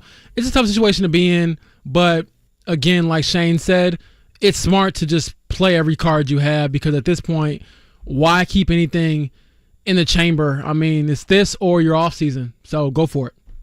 This or Cancun? Bring out Tyler Hero, see what happens. I don't know if it's Cancun because, you know, they're in Miami to begin with. So it's like you just go home and like save your money for now and just rest up and enjoy South Beach. And that's a smart financial. I'm not going to lie. Obviously, I would assume losing the finals stings. But unlike when it was in the bubble, you get to go back to like paradise and you're still rich. And so I know, you know, money isn't everything, but I would think it's a nice chunk of things. I would think that when you have that much money, though, and you're playing the sport you love, the sting, it's one of those, it never goes away. Yeah, jokes aside, I don't think... Obviously, you're kidding. Yeah, I don't think that it goes away if you're a true competitor. However, everyone always says this about rich people, but I never hear rich people say this, you know? So I enjoy... you know, just the thought of making that much money for my job. And I do think that it helps. Now, it might not be the only thing, but man, it is nice. And, you know, I go back to when LeBron called everyone broke after he lost in 2011 against the Mavs. And so it must not be that bad to wake up and realize, well, I'm still rich and I got another chance to do this next year. But, and then just to be quite honest, Miami, I love the run, but there's only so much in all seriousness you can conjure up out of the same group that just isn't on the same talent level as their opponent. That's just the bottom line. They don't have enough talent. Like, if you're asking me about will to win, X's and O's, execution, maximizing what you have, both teams are probably even. And you pointed out earlier in the series that Boston, whether it was against Milwaukee, there were inherent flaws that were present that Miami was able to take advantage of that just aren't apparent against Denver. Yeah, and one of the flaws was Boston just didn't play smart. They played very silly basketball. Miami doesn't do that, but again, the talent gap. And then I just think that, and then, you know, I thought some tweeter was like, you know, if the Heat come back, Kevin Love will be on the only team that did it twice in the NBA Finals. But to me, there's not that Pantheon great on this team right now that you could point to and say, that guy's going to at least give me one more game. I think Jimmy's been great, but I don't know if I trust him in the finals with the way he's been playing. Maybe it's the minutes. He had an ankle thing going on earlier. I don't know what it is, but he hasn't really looked the same since. Right. He hasn't looked like best player in the world, Jimmy Butler, that he was against Milwaukee. Now, I'm not saying he can't do it, but I would be surprised to see it tonight if he came out and had like a 47-point game just to stave him off. But even then, I just wonder, how can you sustain that? Because to me, when I saw that Cleveland comeback, I kept telling myself there's no way LeBron and Kyrie are going to be able to sustain this level of play for 3 straight games. And they did it. And they're the only ones you've seen do it at that level. And so it just seems like the writing's on the wall, and Denver's there to, you know, make history. And what's cool about that is no matter what happens from here on out, you're always going to be the first. You can't be the second first. They're going to be the first team in Denver history to win a championship. Just like, you know, years ago, D-Wade was with the Miami. So that's a special moment that they should cherish for sure. When you look at Nikola Jokic and you look at Jamal Murray, you look at Aaron Gordon and them acquiring him, and you look at what, in general, Michael Porter Jr. is able to bring to the table, the contracts are on lock for the next several years. We talked a lot out east, but when you look out west, Golden State's always going to be there, but how much do they change with roster construction? Sacramento, for all that we talked about them and this great story about how maybe it's the Kings' time and they're right there, they're a piece away. There's still uncertainty of what type of season they're going to be able to put together next year if they're able to take that next step forward. And that's not even having a conversation yet about LeBron James or what happens in Dallas. Denver, how do they change, if at all, from a national perspective? I don't mean from a coverage standpoint, but how does Denver change in terms of our evaluation of teams out west and teams in the NBA as a whole if they close things out tonight? I think you have to look at it as top dog, obviously, which they weren't given that respect, even though their record reflected they were the best team number one seed in the West all season. But I also think that then we get into what we saw from other teams that were able to win and stay on top. It's, okay, how do you retool? And we saw the Lakers take some huge missteps after 2020 when they basically just redid their entire roster after they won it, and it came back to bite them, and they were just, lost for a few seasons before they kind of righted the ship this season. And then you look at Golden State, which was a different approach where they were kind of similar, where they had some of that homegrown talent, and then the pieces around them kind of shifted year to year, whether it was Sean Livingston or Gary Payton the second, those types of players that helped them get over the top. So Iguodala. Oh, Lord. Him too. Jokes Indeed. aside. Yeah. Finals MVP, a guy who's very versatile. So that's what I think Denver's next challenge would be after winning it this year. It would be, how do we retool and stay at the same level, knowing that we probably can't pay this exact iteration of the team with the exact same guys. Like I said, Bruce Brown's probably going to get a huge payday. I know Shane mentioned that he might stick around. I do think that he would have to take a significant discount to do so. Now, I'm not saying he wouldn't do it. It helps when you're winning, but at the same time, you have the ring now. Why not? Yeah, go get paid? It's usually smarter. Not smarter, but just it's easier, I would think, to chase the money, so to speak, after you've already accomplished the pinnacle of the sport.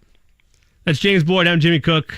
Eddie Garrison with us behind the ones and twos. Still to come, a conversation at the top of the hour with Jonathan Alexander. We'll continue our AFC South journey as we get an update on what's going on in Houston as the C.J. Stroud era gets closer and closer to its arrival. But when we return, we've mentioned the Denver Nuggets and how they were built.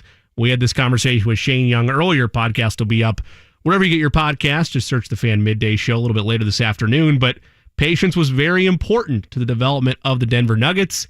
How much patience can we have with the Indiana Pacers as you map out the strides they're trying to make year over year? That discussion when we return on the Fan Midday Show.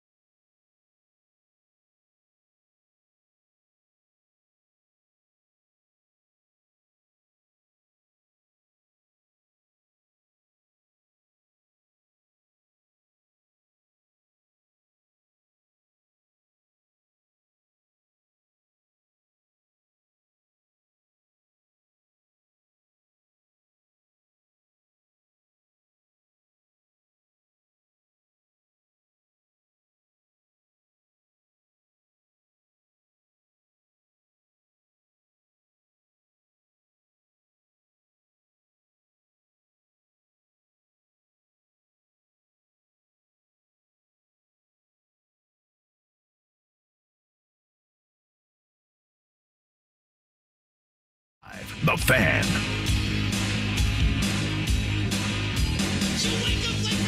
Back on the Fan Midday Show, Jimmy Cook, James Boyd, and Eddie Garrison. I want to remind you all we have a second.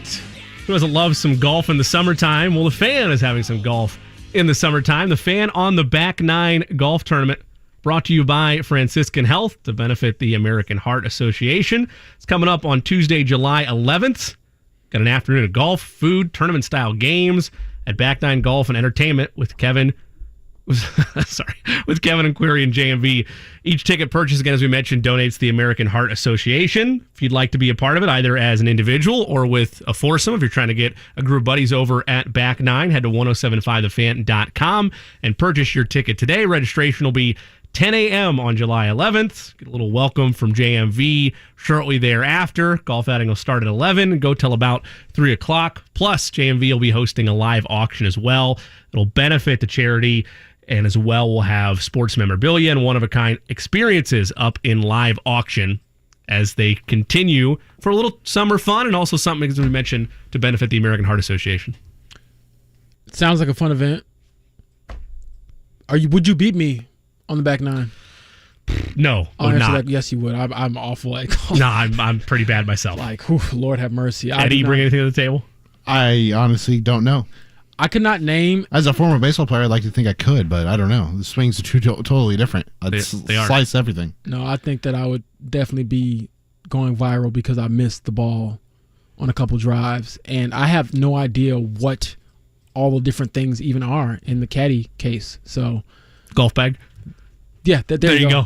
See, I don't know. I don't know what I'm saying. We have. I like caddy case better for the alliteration, but I that's do just too. me. You should trademark that if it's not already There there. you go. You have a got side golf hustle. balls and tees and clubs. There you go. They have golf balls in golf? Wow, Yeah. I didn't know that. Yeah. I'm learning. Yeah. But jokes aside, Just sounds like a making great sure. event, something you can obviously invite yourself out to, your friends, your family, get out there and have a good time and chop it up with JMV and the rest of the crew. Yeah, again, that's the Fan of the Back Nine Golf Tournament. That'll be Tuesday, July 11th at Back Nine Golf and Entertainment. Go to 1075thefan.com for more information. James, we had this conversation with Shane Young a little bit earlier.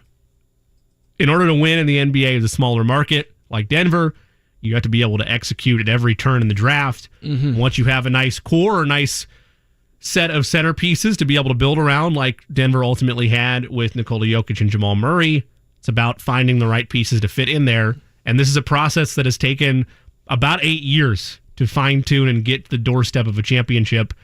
It's a very long time. Even all the jokes we make about short attention span society, that's a very long time to sit and wait for something to develop and flourish into a championship window and ultimately culminate with Larry O'Brien Trophy. I see you very pensive state right now for the listening audience. How much patience, not from the fans, because we know that's a lost cause. Fans are Championship fans. tomorrow. I understand. How much patience must be practiced with this young core by Pacers ownership and by the Pacers front office as, again, we approach a very important draft to set yourself continuing down that path to hopefully one day be in championship contention. Well, I think after Victor Wembanyama drops to number 7, you'll be in great position Wemby to Indy. Yeah, Wemby to Indy. I'm never The going to let this hashtag's go back. until he's in another The uniform. hashtag okay? is back. But I do think that they're still on like a 2 to 3 year plan. Not saying as far as the playoffs, but as far as what you want to build for your future. And so I do think that this number 7 pick is huge because maybe you don't find a superstar, but you find a player who helps, elevate your culture and get you back to where you believe you should be. Because again, the Pacers are a team that isn't used to bottoming out like this and just having really lean seasons.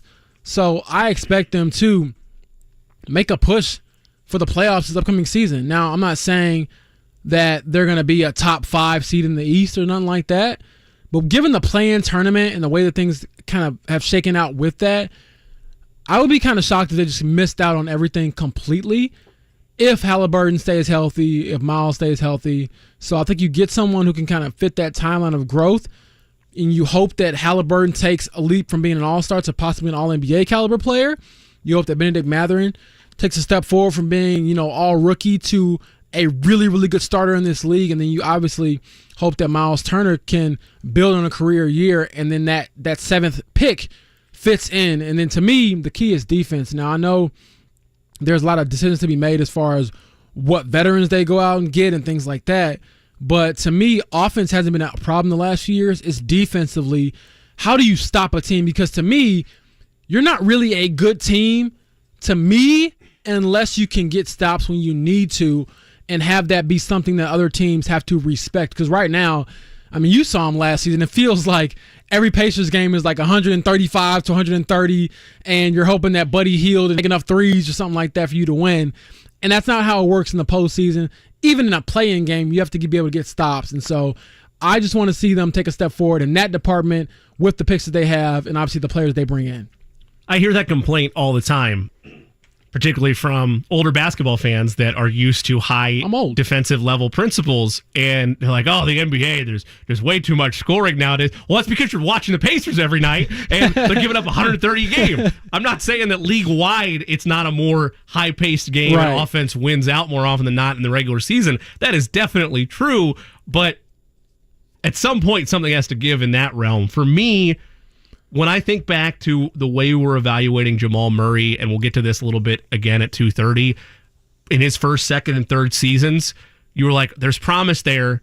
What is he able to develop to that next level? There's a couple players in particular I need to see next level leaps from. We'll get into that at 2:30 here on the Fan Midday Show. But first, we'll take a quick timeout. When we return, Jonathan Alexander covers the Houston Texans and the NFL for the Houston Chronicle. We'll get his takeaways from afar at what the Colts have done this offseason, if there'll be a changing of the guard at quarterback definitively for the Houston Texans, and where expectations should be for them within the AFC South. Jonathan Alexander joins the Fan Midday Show when we come back.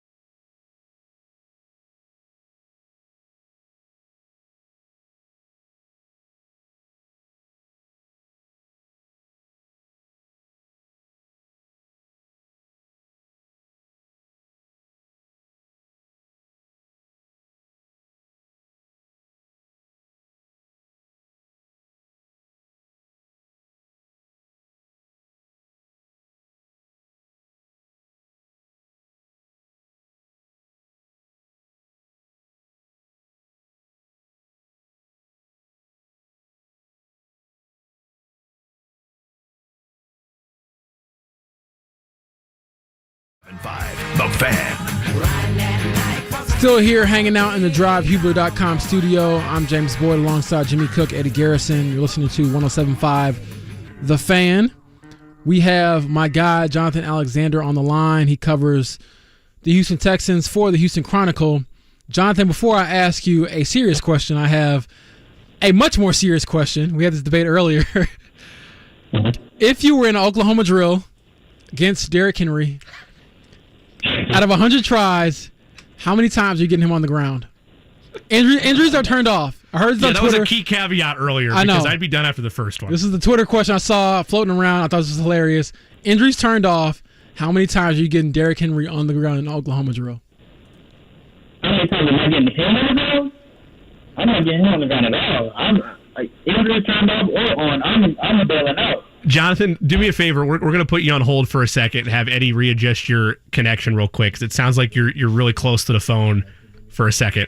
I agree with his takeaways though in terms of like I'm not surviving that drill. I'm not. Like I told you this beforehand, and that would be the case with almost any NFL player, by the way, but particularly a ball carrier. Like, first off, I don't even have form tackling to begin with. Let's not even discussing the fact of my muscle definition of linguini over here. Like, we're not going down that route. Even if you turn injuries off, there's no pathway where it ends well for me. I could say the same about any running back, any ball carrier that you want to throw out there.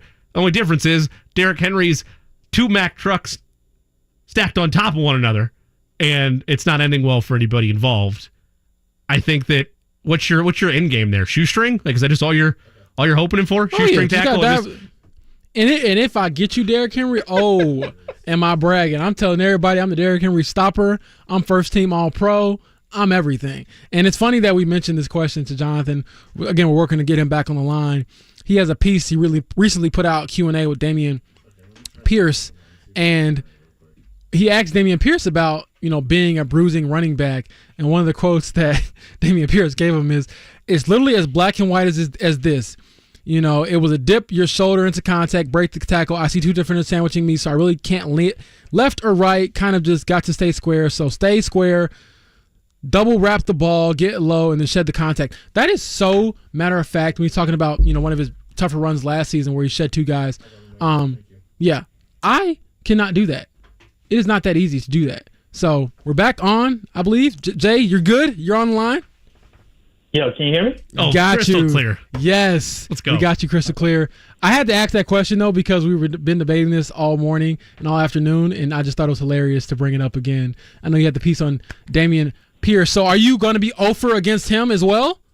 Absolutely. 100%. Dang, man. See, you better than me because I get on the radio and I'm talking crazy. Yeah, because I know I'm never 100 back it up. So I'm just going to say whatever I need to say. I know where my strengths lie, and they were never in tackling people. Whenever I played football, I was always catching the ball and trying to run away from people, never trying to tackle somebody and get that kind of hurt. So, yeah, I'm good on that one. Fair enough. But on a more serious note, we know that C.J. Stroud is down there.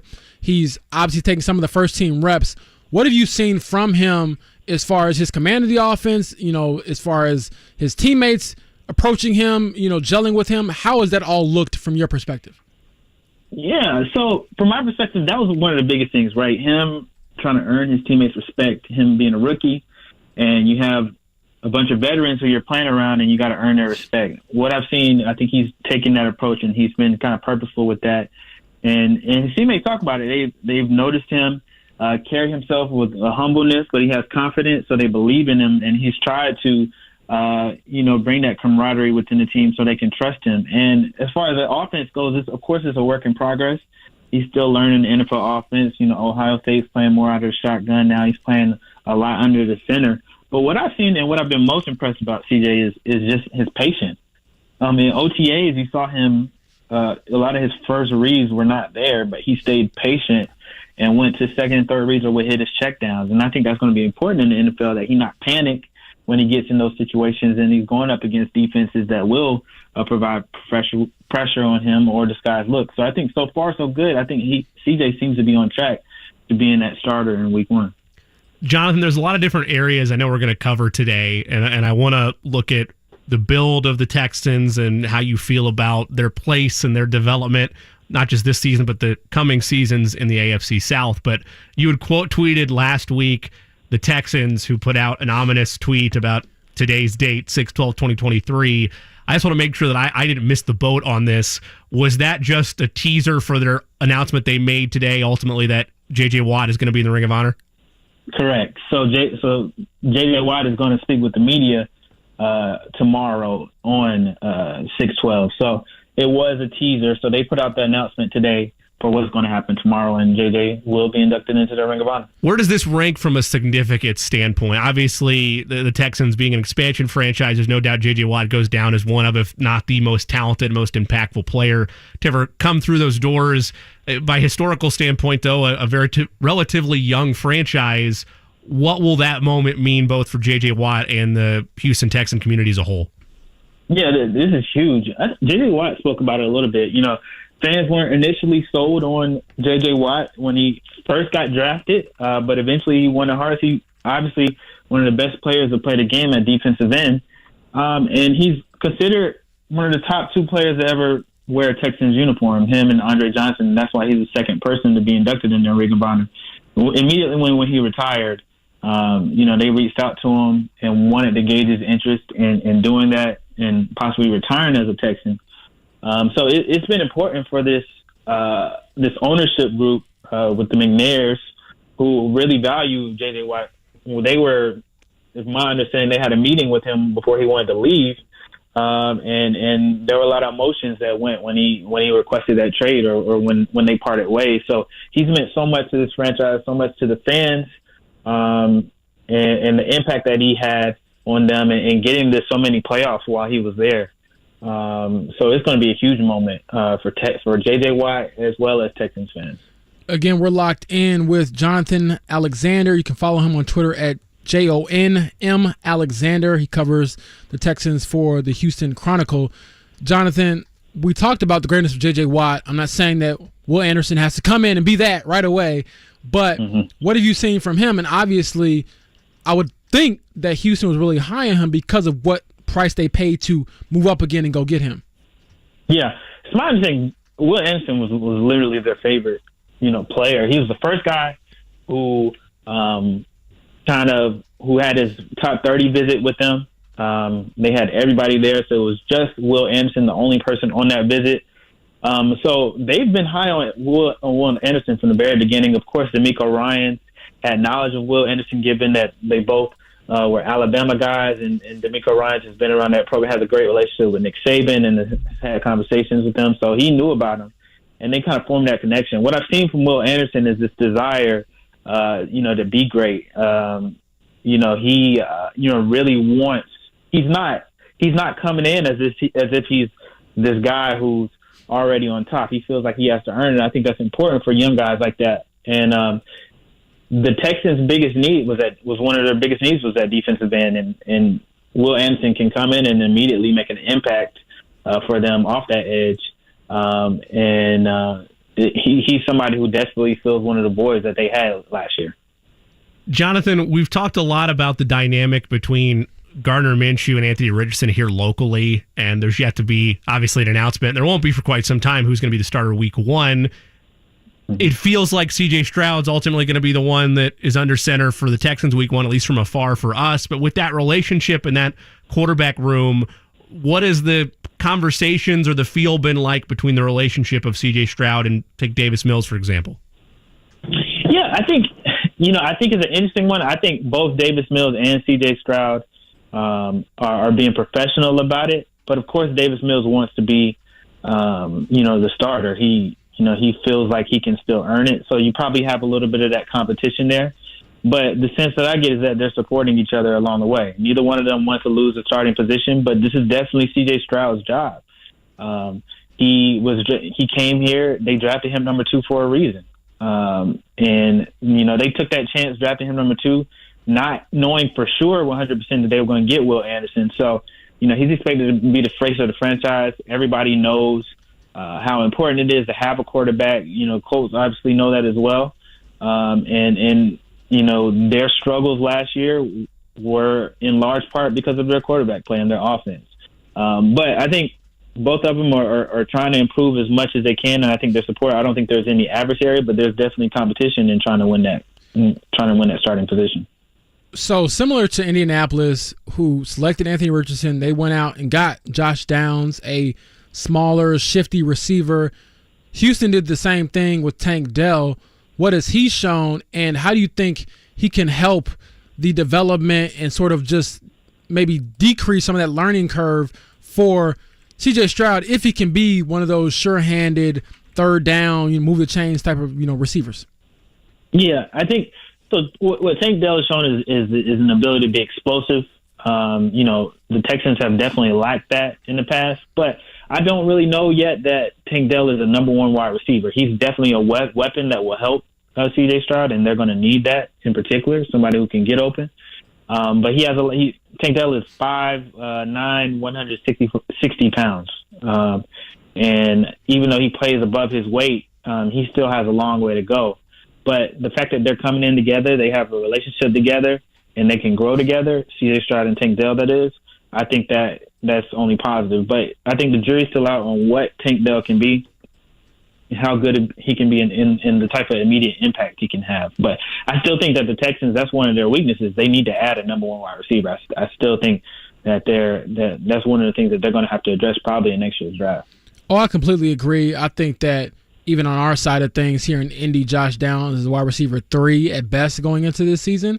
But to pivot away from the players themselves and look more at the coaching staff, D'Amico Ryans, how has he commanded this franchise since taking over and being handed the reins? And obviously there's high expectations that come with that, but also just so much that has to be done to point this franchise in the right direction.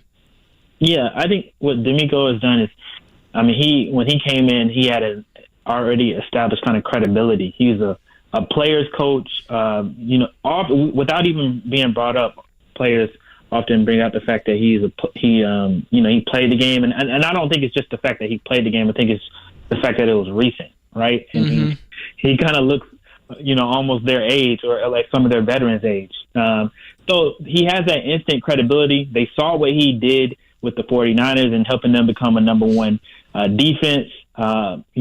People talk around the league. They brought some players in so they can speak him up.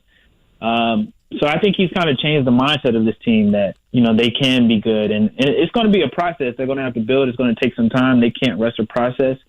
But I think so far he has them believing that, they are building something and they can win. And I think one of the biggest differences between this and the previous is last year it kind of seemed like Lovie Smith he was an old school guy. This is my way. And I think some kind of players felt like, they didn't really have as much of a say. It seems kind of like D'Amico Ryans is more so, this is kind of our team. This is what we're going to do. What are your thoughts? He's built a coaching staff that, asks players their input, and, they seem to be building this together, and they seem to be excited about it. And we'll see how it goes. Jonathan Alexander with us on the Fan Midday Show. Covers the Texans for the Houston Chronicle. One of the more fascinating stories in terms of just seeing athletes on the human interest side of things overcome incredible circumstances is with John Mechie, who obviously was diagnosed with leukemia last year and has battled through that. And by all intentions, from his account, from the Texans, plans to play at some point in 2023. I know he's had some hamstring issues that have limited him at this point in time through OTAs and through the early offseason. But whenever his arrival is, and I know that wide receiver coach down there, Ben McDaniels, has said that they're not going to rush him. He's going to attempt to come back, and when he's ready, he's ready. But whenever that arrival is for John Mechie, what does that do for whoever's under center for the Houston Texans, and what does it do for this offense when you look at how touted Mechie was coming out of the draft, even with that ACL injury in the national championship game a couple years ago? Yeah, that gives them another potential weapon, and a weapon that they didn't have last year. Somebody who can play, who's really good out of the slot, was super productive for Alabama, and it also kind of boosts their spirits. He was a guy who was on a lot of their wide receivers, in particular, in the rest of the team's mind as he battled through that cancer diagnosis. But he always kind of came in with a positive attitude, coming to the locker room, always had a smile on his face. So he aside from the fact that he's potentially a really good football player, he's a great person. But he adds another weapon for C.J. Stroud, and that's what the Texans need. They need as many weapons as possible, and if he can come back healthy and get over these hamstring, and obviously, when you haven't played for a year, you're going to deal with some of those issues. But if he can come in and be healthy, he can add another weapon for C.J. Stroud that they were desperately missing last year. Jonathan, here in Indy, one of the biggest stories last week was the alleged gambling violation by Isaiah Rodgers Sr., and obviously that could change things for the Colts, and I think it's becoming an issue for the league. After that news, were there any talks? Did you all ask, the coaching staff, like, what does it look like for Houston players when it comes to relaying that message of these are the do's and don'ts of the gambling policy? Yeah, my understanding that they weren't really asked about it, but it's something that's at the forefront of people's mind because, I was reading something and it just seems like a lot of players weren't really clear on the rules of it. So I think what you'll see and they run a tight ship with the Texans, is that you'll see them probably be a lot more clear on the rules and the policies and making sure that players understand that you can't gamble, because I'm sure it probably happens a lot more in this league, and the latest players who got caught up in it won't be the last players who got caught up in it. And we're seeing the league turning with all these advertisements and how it's becoming more gambling friendly. Some players might end up getting caught up in the temptations of it. So I think what you'll see the Texans do is try to be a lot more clear on what players can and can't do, because it has to be, or they'll be in trouble like some of these other players, and it's something the league needs to look at. So I'm not asking you to bet on this, but the Colts could not get a win against Houston last year. Do they get one this year? I had in my schedule prediction, I had the two splitting. I think Anthony Richardson is another dynamic. I think the Colts did get better this year, definitely better. A new coaching staff, I think that'll help them.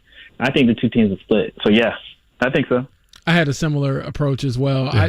I just picture Jim Irsay, flipping a table or something if they can't beat Houston at least once this upcoming season. Given, I know you said their team's moving in the right direction. I don't doubt that. But still knowing like you're a long way away from being what I guess the franchise ownership would hope that you all will become down there. Not saying you all like you're on the team, but the team you cover. Yeah, for sure. And last year's game, week 18 game was just an abomination. Oh man, I was there. It was quite the ending for sure. Something you'll never forget. Lovie Smith, fist bumping fans on the way out, telling Houston, no, not the number one pick. Sorry. We need a tag team or history. Yes, we do. Yes, we do. No amount of showers will wash away that game. That's for sure. And Jonathan Alexander with us here on the Fan Midday Show. Jonathan, we had Greg Arias, who covers the Titans beat, on a little bit earlier today, and I asked him this question. I want to get your perspective on it as well. When you look at the AFC South right now, for all its faults, for all the struggles, and it's right up there with the NFC South in terms of title for worst division in football, at least going into 2023, does it feel like everybody's looking up at like a skyscraper with the Jacksonville Jaguars in Trevor Lawrence and Doug Peterson and what they're building down there? Or because of how close things were in Tennessee's camp coming down to the last game of the season, is that gap maybe oversold or overstated because of Jacksonville's appearance in the divisional round last year? Yeah, I do. I think that the gap is overstated. I still think that the Jaguars are the team to beat, and they'll continue to get better. And I've seen Trevor Lawrence play since college, and I think highly of him. However, I didn't see like significant improvements in them this offseason that would make me say, like the rest of the AFC South teams are in trouble. The AFC, obviously, most of the AFC South teams are starting over with their new quarterbacks, but I see improvements in the Colts and improvements in the Texans that they can eventually close the gap. But right now, yes, it is a Jaguars team, and I think if Ryan Tannehill can have a good year, and Derrick Henry, I don't know how many more years he has, but he's still a monster whenever he's on the field. I think they can still be competitive. So I don't think the gap is so deep. I do think the Jaguars are the best team, but I don't think the gap is so deep. Jonathan, who are some veterans down there in Houston who are taking it on their shoulders as a responsibility to help bridge that gap between the old era of Houston Texans to this new era that involves obviously C.J. Stroud? Yeah, I think you see a guy like left tackle Larry Tunsil, who got the long-term extension and became the highest-paid left tackle in the league. He's a guy who wants to take on a bigger leadership role. You got Jerry Hughes, who defensive end, probably only has like one more year, but he's another leader. Excuse me. And then, of course, you got Captain Christian Kersey, whose status might be a little bit up in the air, but middle linebacker who could be a cap casualty. But I think those guys who have been vocal about kind of bridging that gap from the old regiment to the new regiment, and those are the guys who were leaders last year. And Dameon Pierce, too, coming into his own. Even though it's his second year, he's become that face of the franchise, and he'll continue to be a major factor for them and somebody a lot of people look up to. The last thing from me, how have you seen C.J. Stroud sort of toe that line between, I know I'm a rookie, I have to learn my way around this thing, but that confidence, because I believe I saw a glimpse of it at the Combine where during that first big media scrum that we were all in, he seemed to be so confident in himself, but also humorous, and also, having that humility to go along with it.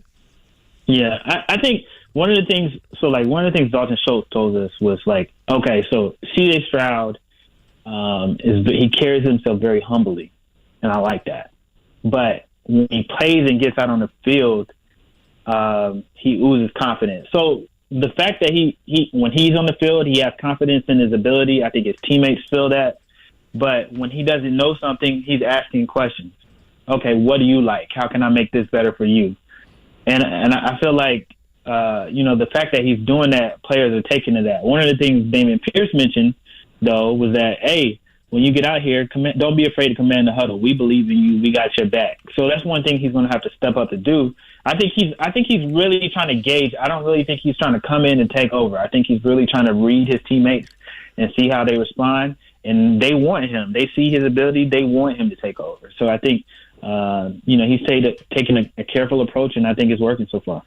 Jonathan, last thing on my end, you covered the NFL as a whole as well, not just the Texans. And I want to get your takeaways from this continued, I don't want to call it an exodus, but this continued departure from the days of being willing to give top money to running backs or keeping running backs past their shelf life even further when it was before. It used to be, well, once you get north of 30, we want nothing to do with you. And now you see Dalvin Cook at 27 being a free agent.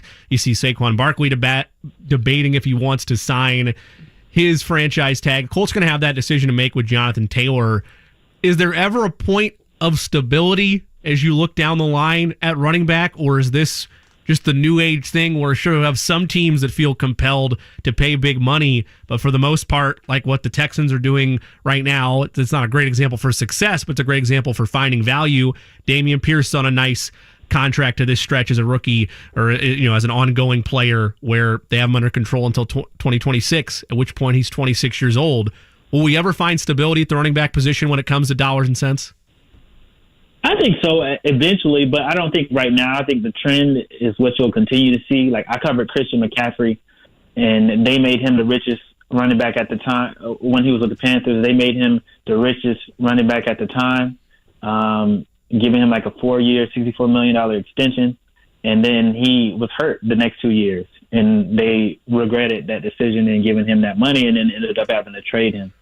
In situations like that, you may end up having to pay a running back, a top-tier running back like that. But anything less than that, I think you'll continue to see teams say, well, if you're not healthy, I'm not going to pay you. And I think that'll go probably for the next few years until they figure out that fine sweet spot. And how they find it, I don't know. But I think what you're seeing is running backs, because of the short shelf life, they're easily replaceable. You can find somebody who can replace their production. I mean, it's not easy to find it, but it's possible. And I think the fact that it's possible is the reason why teams won't be paying running backs this top money anymore. As my fellow YMCA hoops connoisseur a few months ago, who you got tonight in the NBA Finals? The Nuggets, they're just too strong, man. They're just way too strong for the Heat.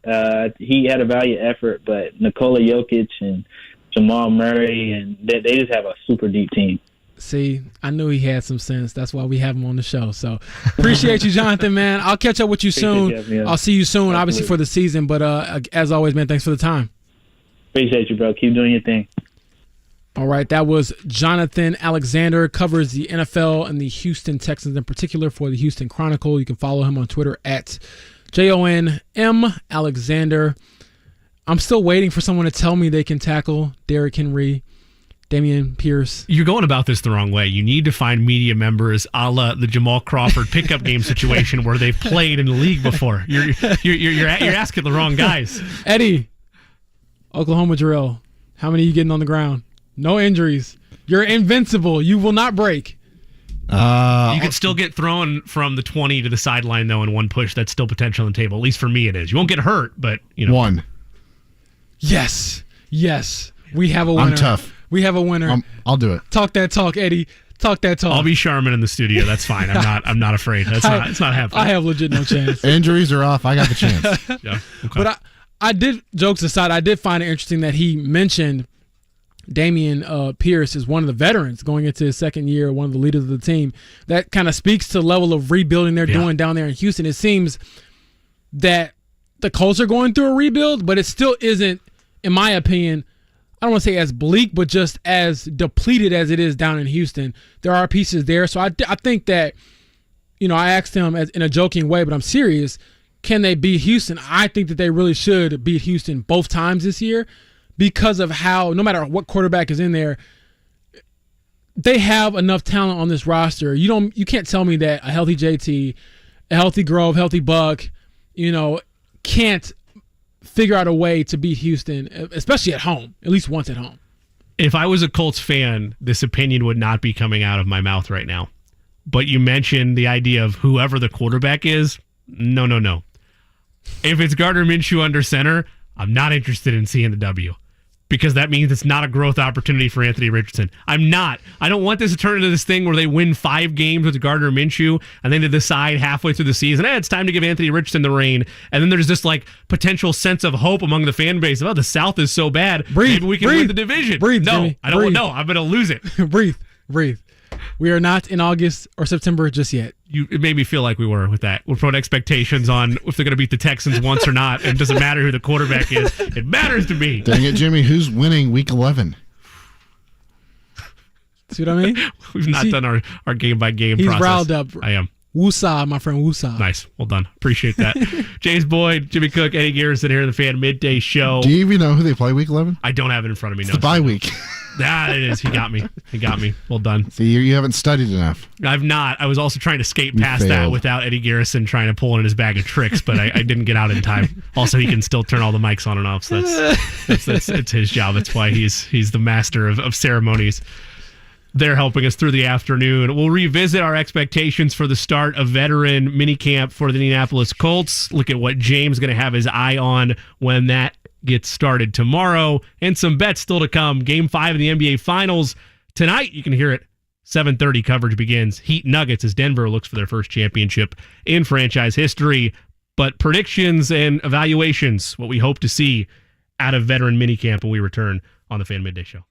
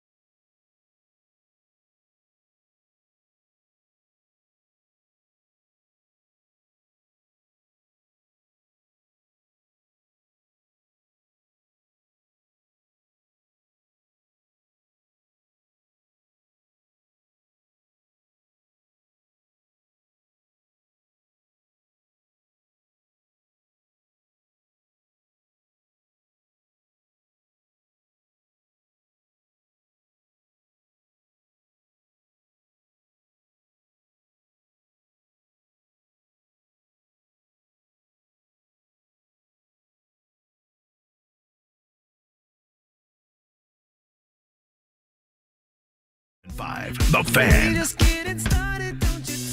Jimmy Cook, James Boyd, Eddie Garrison with us here at the DriveHubler.com studios. Tomorrow is the next step towards this long journey before week 1 hits us right in the face. For James Boyd, it is the final step before a brief opportunity to just take a deep breath and recompose yourself. You had to get one in right there. I needed one too. It served two purposes. It helped me out from last segment, and it also was a good encapsulation of what you'll probably be doing here by the end of the week, but not an opportunity yet. No rest for the weary just yet. You still have opportunities to figure out exactly what's going on with this Colts team. That's as hard of a puzzle as anybody to solve, but we talked about it a little bit to start the show. We'll revisit it here. When you look at this Colts roster, the biggest question mark that will get all of the clicks, that will get all the engagement, of course, is the quarterback conversation. Is it Minshew? Is it Richardson? Is one getting a win over Houston? Is one not getting a win over Houston? Who's to say which one is more important than the other? Going on a tangent again. For you, position by position group, where is the most sauce, the most juice for you heading into veteran minicamp in the lead up to this final, I don't want to call it an audition, but this final showing before this gap between now and training camp? Outside of the obvious one, which is quarterback, I mean, that is going to decide everything for this season. I think a sleeper pick, I'll go quarterback, and then most enticing will probably be cornerback, just because you don't know what's going to go on with that position. They're so young and thin. But a sleeper for me will be, does Blake Freeland show anything on the offensive line and contend for a starting spot, whether it's at guard or tackle? I'm curious to see how he's coming along. He showed something throughout, OTAs, and looks like he's coming along nicely, but I just wonder how confident they feel in him to be a potential starter and or an insurance package just in case inevitably, offensive lineman gets dinged up. So I'm curious to see that. And then obviously we talked about the bloodbath that is going to happen with the tight end room. I think that's going to happen more so throughout training camp, maybe not right now in veteran minicamp, but for veteran minicamp, who are some of these cornerbacks that are going to have more opportunities? Because I know we talked a lot about Darius Rush, Julius Brents, but Dallas Flowers is still there. He showed some promise last season as far as and then I think he adds something as far as kickoff and punt return as well. So could he fill that void that Isaiah Rodgers might leave if it's found that he did gamble on these games, he has to miss time?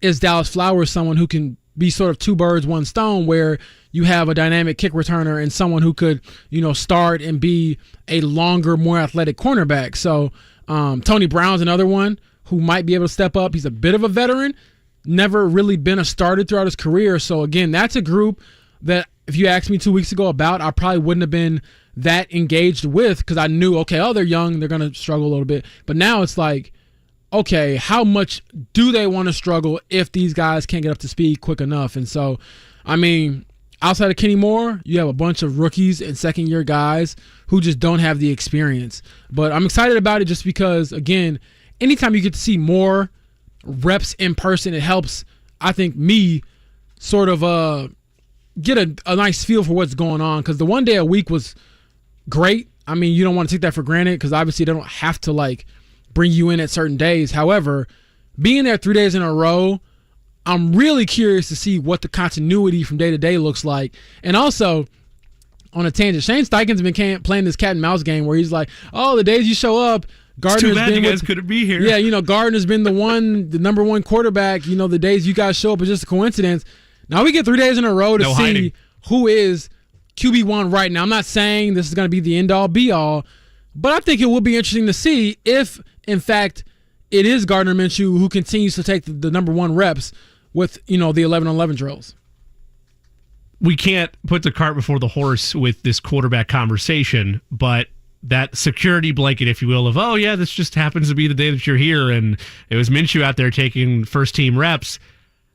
I would take a leap forward to some extent if it's Minshew getting first-team reps each day.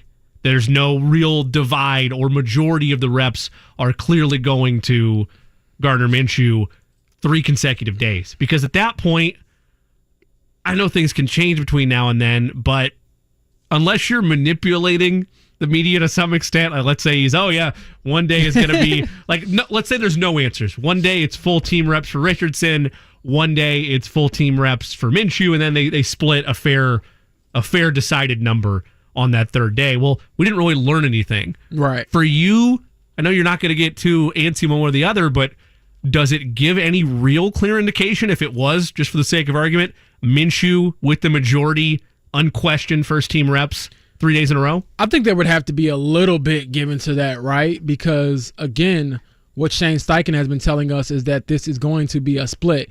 It's going to be a joint approach, and there hasn't been a determination just yet. Now, again, if a lot of that is install and because he knows the offense better, just because he's worked with Shane Steichen in the years past, I get that. But, I'd have to give it a little bit of a, not side eye, but I'd look at it, wide eye just to see what's going on. And I think, again, right now, whatever we write is kind of hyperbolic because it's so early in the offseason.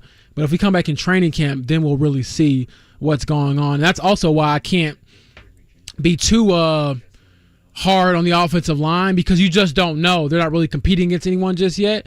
So as boring as it sounds, you won't get as many answers as you would like from this. But again, anytime you get to get eyes on the rookie quarterback and his mentor, whether he's the week one starter or not, is good because it just adds more information to what we're trying to ultimately learn with this whole process and how it goes. Because when we get down to, September and they pick a starter, we should be able to look back at every single step. And then even if we don't get an answer tomorrow or the next day, we'll get answers down the line. Okay, if this is the approach you're taking, this guy's starting, why was this the approach back then? And what did that do to help you prepare for now? So a lot of moving parts, but I do think my eyebrows will be raised if it was Minshew all 3 days getting all of the 11-on-11 first-team reps. And to me, I count more of the 11-on-11 reps. I don't really count the 7-on-7s because there has been a little more mixing in with that. But to me, ultimately, when you line up and you got all your guys out there, who's up there with the ones matters. And then also, again, as I said earlier, who are the ones? Because we haven't seen Pittman, we haven't seen Alec Pierce, we haven't seen Josh Downs since rookie minicamp. So we would like to see some of these top guys, Jelani Woods, another guy, be out there and just give you sort of an easier path to understand who these guys are and what they would look like with Anthony Richardson around him. I think something, James, that we haven't really talked about a lot of at all, really, and not just here, but across all three shows and within the last month especially, like we always think about the defensive line. We're like, all right, yeah, they've got Buck, they've got Grove, and then there's Kwity Paye. But then when you examine, like, after that, there's Samson Ubicom and Daiwa Dangbo, but literally after that, it's you got Adi Tamio Adebare, Taven Bryan, Tyquan Lewis, and a bunch of other guys. So to me, something to watch is that second unit, because at some point, if Buckner goes down with an injury, or Grover Stewart goes down with an injury, or those guys just need to come off the field for a couple plays to catch their breath or whatnot, who's stepping in to fill those voids? Yes, Gus Bradley actually mentioned that, Eddie, where he was saying he wants to be able to get to that depth in that position where you can rotate guys out and they're still fresh in the fourth quarter and your top dogs aren't gassed because they had to play so many snaps. Now, I know Grover Stewart was like, I ain't coming out. I don't want to come out. But for his own good, you would like to relieve him a little bit throughout the game. That way, I mean, could you imagine a fresh Buck and a fresh Grove coming at you with the game on the line? That obviously is a lot different than having those same guys out there, but they've played every single snap because you can't trust the guys behind them. And to take it a step further than that, we've joked a little bit with him or about him in regards to the I'm not ready to be a part of a rebuild again mindset that DeForest Buckner has had at times when he's been very honest with the media. I don't fault him with that, by the way. Like, I appreciate the honesty. So often you have fences that are up from players. Yeah. I appreciate the honesty. I get where he's coming from. But to Eddie's point overall, maybe not just this season, but taking it a step further, he is this year and the next year under his contract, and he's an unrestricted free agent. He's going to be 31 at that point in time. At that point, you're looking at two possible avenues. Either you get a money-friendly deal with him at age 31 where you feel like, fast-forwarding 2 years from now, he is still an anchor within the trenches of this defense and is going to be a major factor towards your playoff push, your division push, whatever it is, again, 2 years down the line. Otherwise, the more important reason to have second-unit guys and development in the interior on the defensive line is who is going to one day replace DeForest Buckner if it's somebody in-house 2 years from now, assuming, again, we're not even talking about the human element of all this. If I'm DeForest Buckner and I don't want to be a part of a rebuild, and it's clear there's a rebuild going on this year, what do I want to do? Am I asking Chris Ballard, hey, like this isn't really what I signed up for. I know I still have 2 years left here, but I want to go to a contender? Or am I content in this veteran role for the next 2 seasons, knowing that I'm potentially, in all likelihood, wasting away 2 years of my prime here in Indy? I mean, that's a serious conversation that both DeForest Buckner, both the Colts, and the in general construction of this roster is going to have to be looked at. Maybe not right away this year, but if you're kind enough to be honest from your internal perspective and share how you're feeling, which again I appreciate DeForest Buckner for doing. This is not being used against him by any means. I do the same thing if I was him. If I was him, I was 29 years old, I was at the height of my powers, and I'm looking around and I'm not seeing a championship opportunity here. The money's nice. I could put my feet up and be fine, but do I really want to be a teacher at this point in my career, or do I want to try to go chase a ring? And for me, it's the latter. That's something that's definitely going to be explored. I know we talked a lot about, Pittman, JT, their futures. Buck's future is one you have to weigh. And even Grover Stewart, I mean, he's going into a contract year. Yeah. As much as this franchise has loved Buck, and I think that, not Buck Grove, who has a great, attitude and someone who brings a lot of spirit and accountability and just high-level play to the team, we haven't heard too much about his contract situation, his contract negotiations. Do you move on from him? So this team could look a lot different next year. And again, I think a lot of it will have to do with how this season looks, and that will define what your future looks like. Because if it goes kind of how we anticipate, where there are struggles, there's growing pains, but your quarterback, Anthony Richardson, then you have to go all in on that and kind of get everything lined up to his timeline rather than trying to pigeonhole him into the timeline that was built for, quite honestly, another team, another quarterback. I mean, 3 or 4 years ago, you thought that this team was ready to make a run, to do something special with whoever was under center. That obviously hasn't gone as planned, and now you're kind of stuck with the pieces that are left over from that regime. And not saying they're bad pieces, but how do you go about maximizing what you have? And if that means exploring trade options, you have to do it as a GM, as a team, because, again, you can't sell two dreams, so to speak. Like, you can't tell certain players, hey, we got our franchise quarterback. It's going to take a while until the others go, it's not going to take that long. We'll be right back in it. And you're not going to be right there, I don't think, anytime soon. By anytime soon, I think in the next 3, 4, 5 years. I don't think they're going to be a Super Bowl contender anywhere in that window. But by then, you would like to know that you have a franchise quarterback, and then you can hopefully, have some playoff appearances underneath your belt, something like that, to at least build on. And we don't have the time this segment of the rest of the show to fully look at salary cap numbers and do a real numbers crunch on this. But if we get to close to the trade deadline this year, if I'm a contender and I see DeForest Buckner as a missing piece, and that he's, again, assuming he's able to have a healthy campaign, you would have him under team control for half a season if you're a contender, plus all of next season. I mean, if he asks, I'm not saying the Colts are going to do this, but if DeForest Buckner was to approach them and say, hey, I don't really want to be a part of this rebuild. 2 and whatever. Yeah. Minshew got that win over Houston, but other than that, we're trying to clearly be in a rebuild. I'm looking, and I think someone would be interested. I don't know if the value'd be fair for Colts fans, but there'd be a market for him. I think that he's probably worth a second for a team that's really knocking at the door. Like, will Cincinnati give up a second for him and just go try to chase it?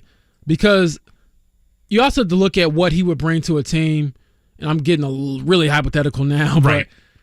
But, if he stays in the AFC and he joins a team that is a contender, you want to add a defensive piece that can make life harder on that guy over there in Kansas City who is still top dog. So, again, we're going down sort of the rabbit hole, but these are real-world decisions that are going to have to be made. I mean, these are like threads you have to kind of tug at, and you're only going to tug at them a little bit harder with each day that passes, and it hasn't been resolved. So, I mean, we'll have a chance to talk to Chris Ballard, Jim Irsay soon enough. They always talk around, camp time and things like that later this summer, but there's going to be questions that they'll have to answer, and maybe they don't have to answer them, but they'll have to, give a non-answer because I'm going to ask anyway about, what direction is this team going? And I asked that question the last time we talked to Chris Ballard, last time we talked to, DeForest Buckner, and no one could really give a clear answer. Now, this is before the draft. The draft is over. We know what direction you're going as far as how that went. All of the teasing about trading back and whatever else is out the window. You have your young quarterback. Now I want to know, what have you told the Zaire Franklins, the Buckners, the Groves, the players on this team who have been here for a while and are veterans about the future and what it looks like? Because I know that Chris Ballard is a straight shooter, but he's in a unique spot because, again, you can't have this two-timeline thing going on with the team and expect it to be successful. I'm not looking at depth charts before we step away here. I'm looking at just strictly cap. The Jets have the money to potentially make it happen. Cowboys have the money to potentially make it happen. The Bengals have to be a little bit creative, but they would have the cap space to potentially make it happen. That's three contenders. Philadelphia still with $13.8 million in cap space, by the way, but they don't necessarily need. Like, goodness gracious, do they need like everyone over there? They already have the entire Georgia football team, right?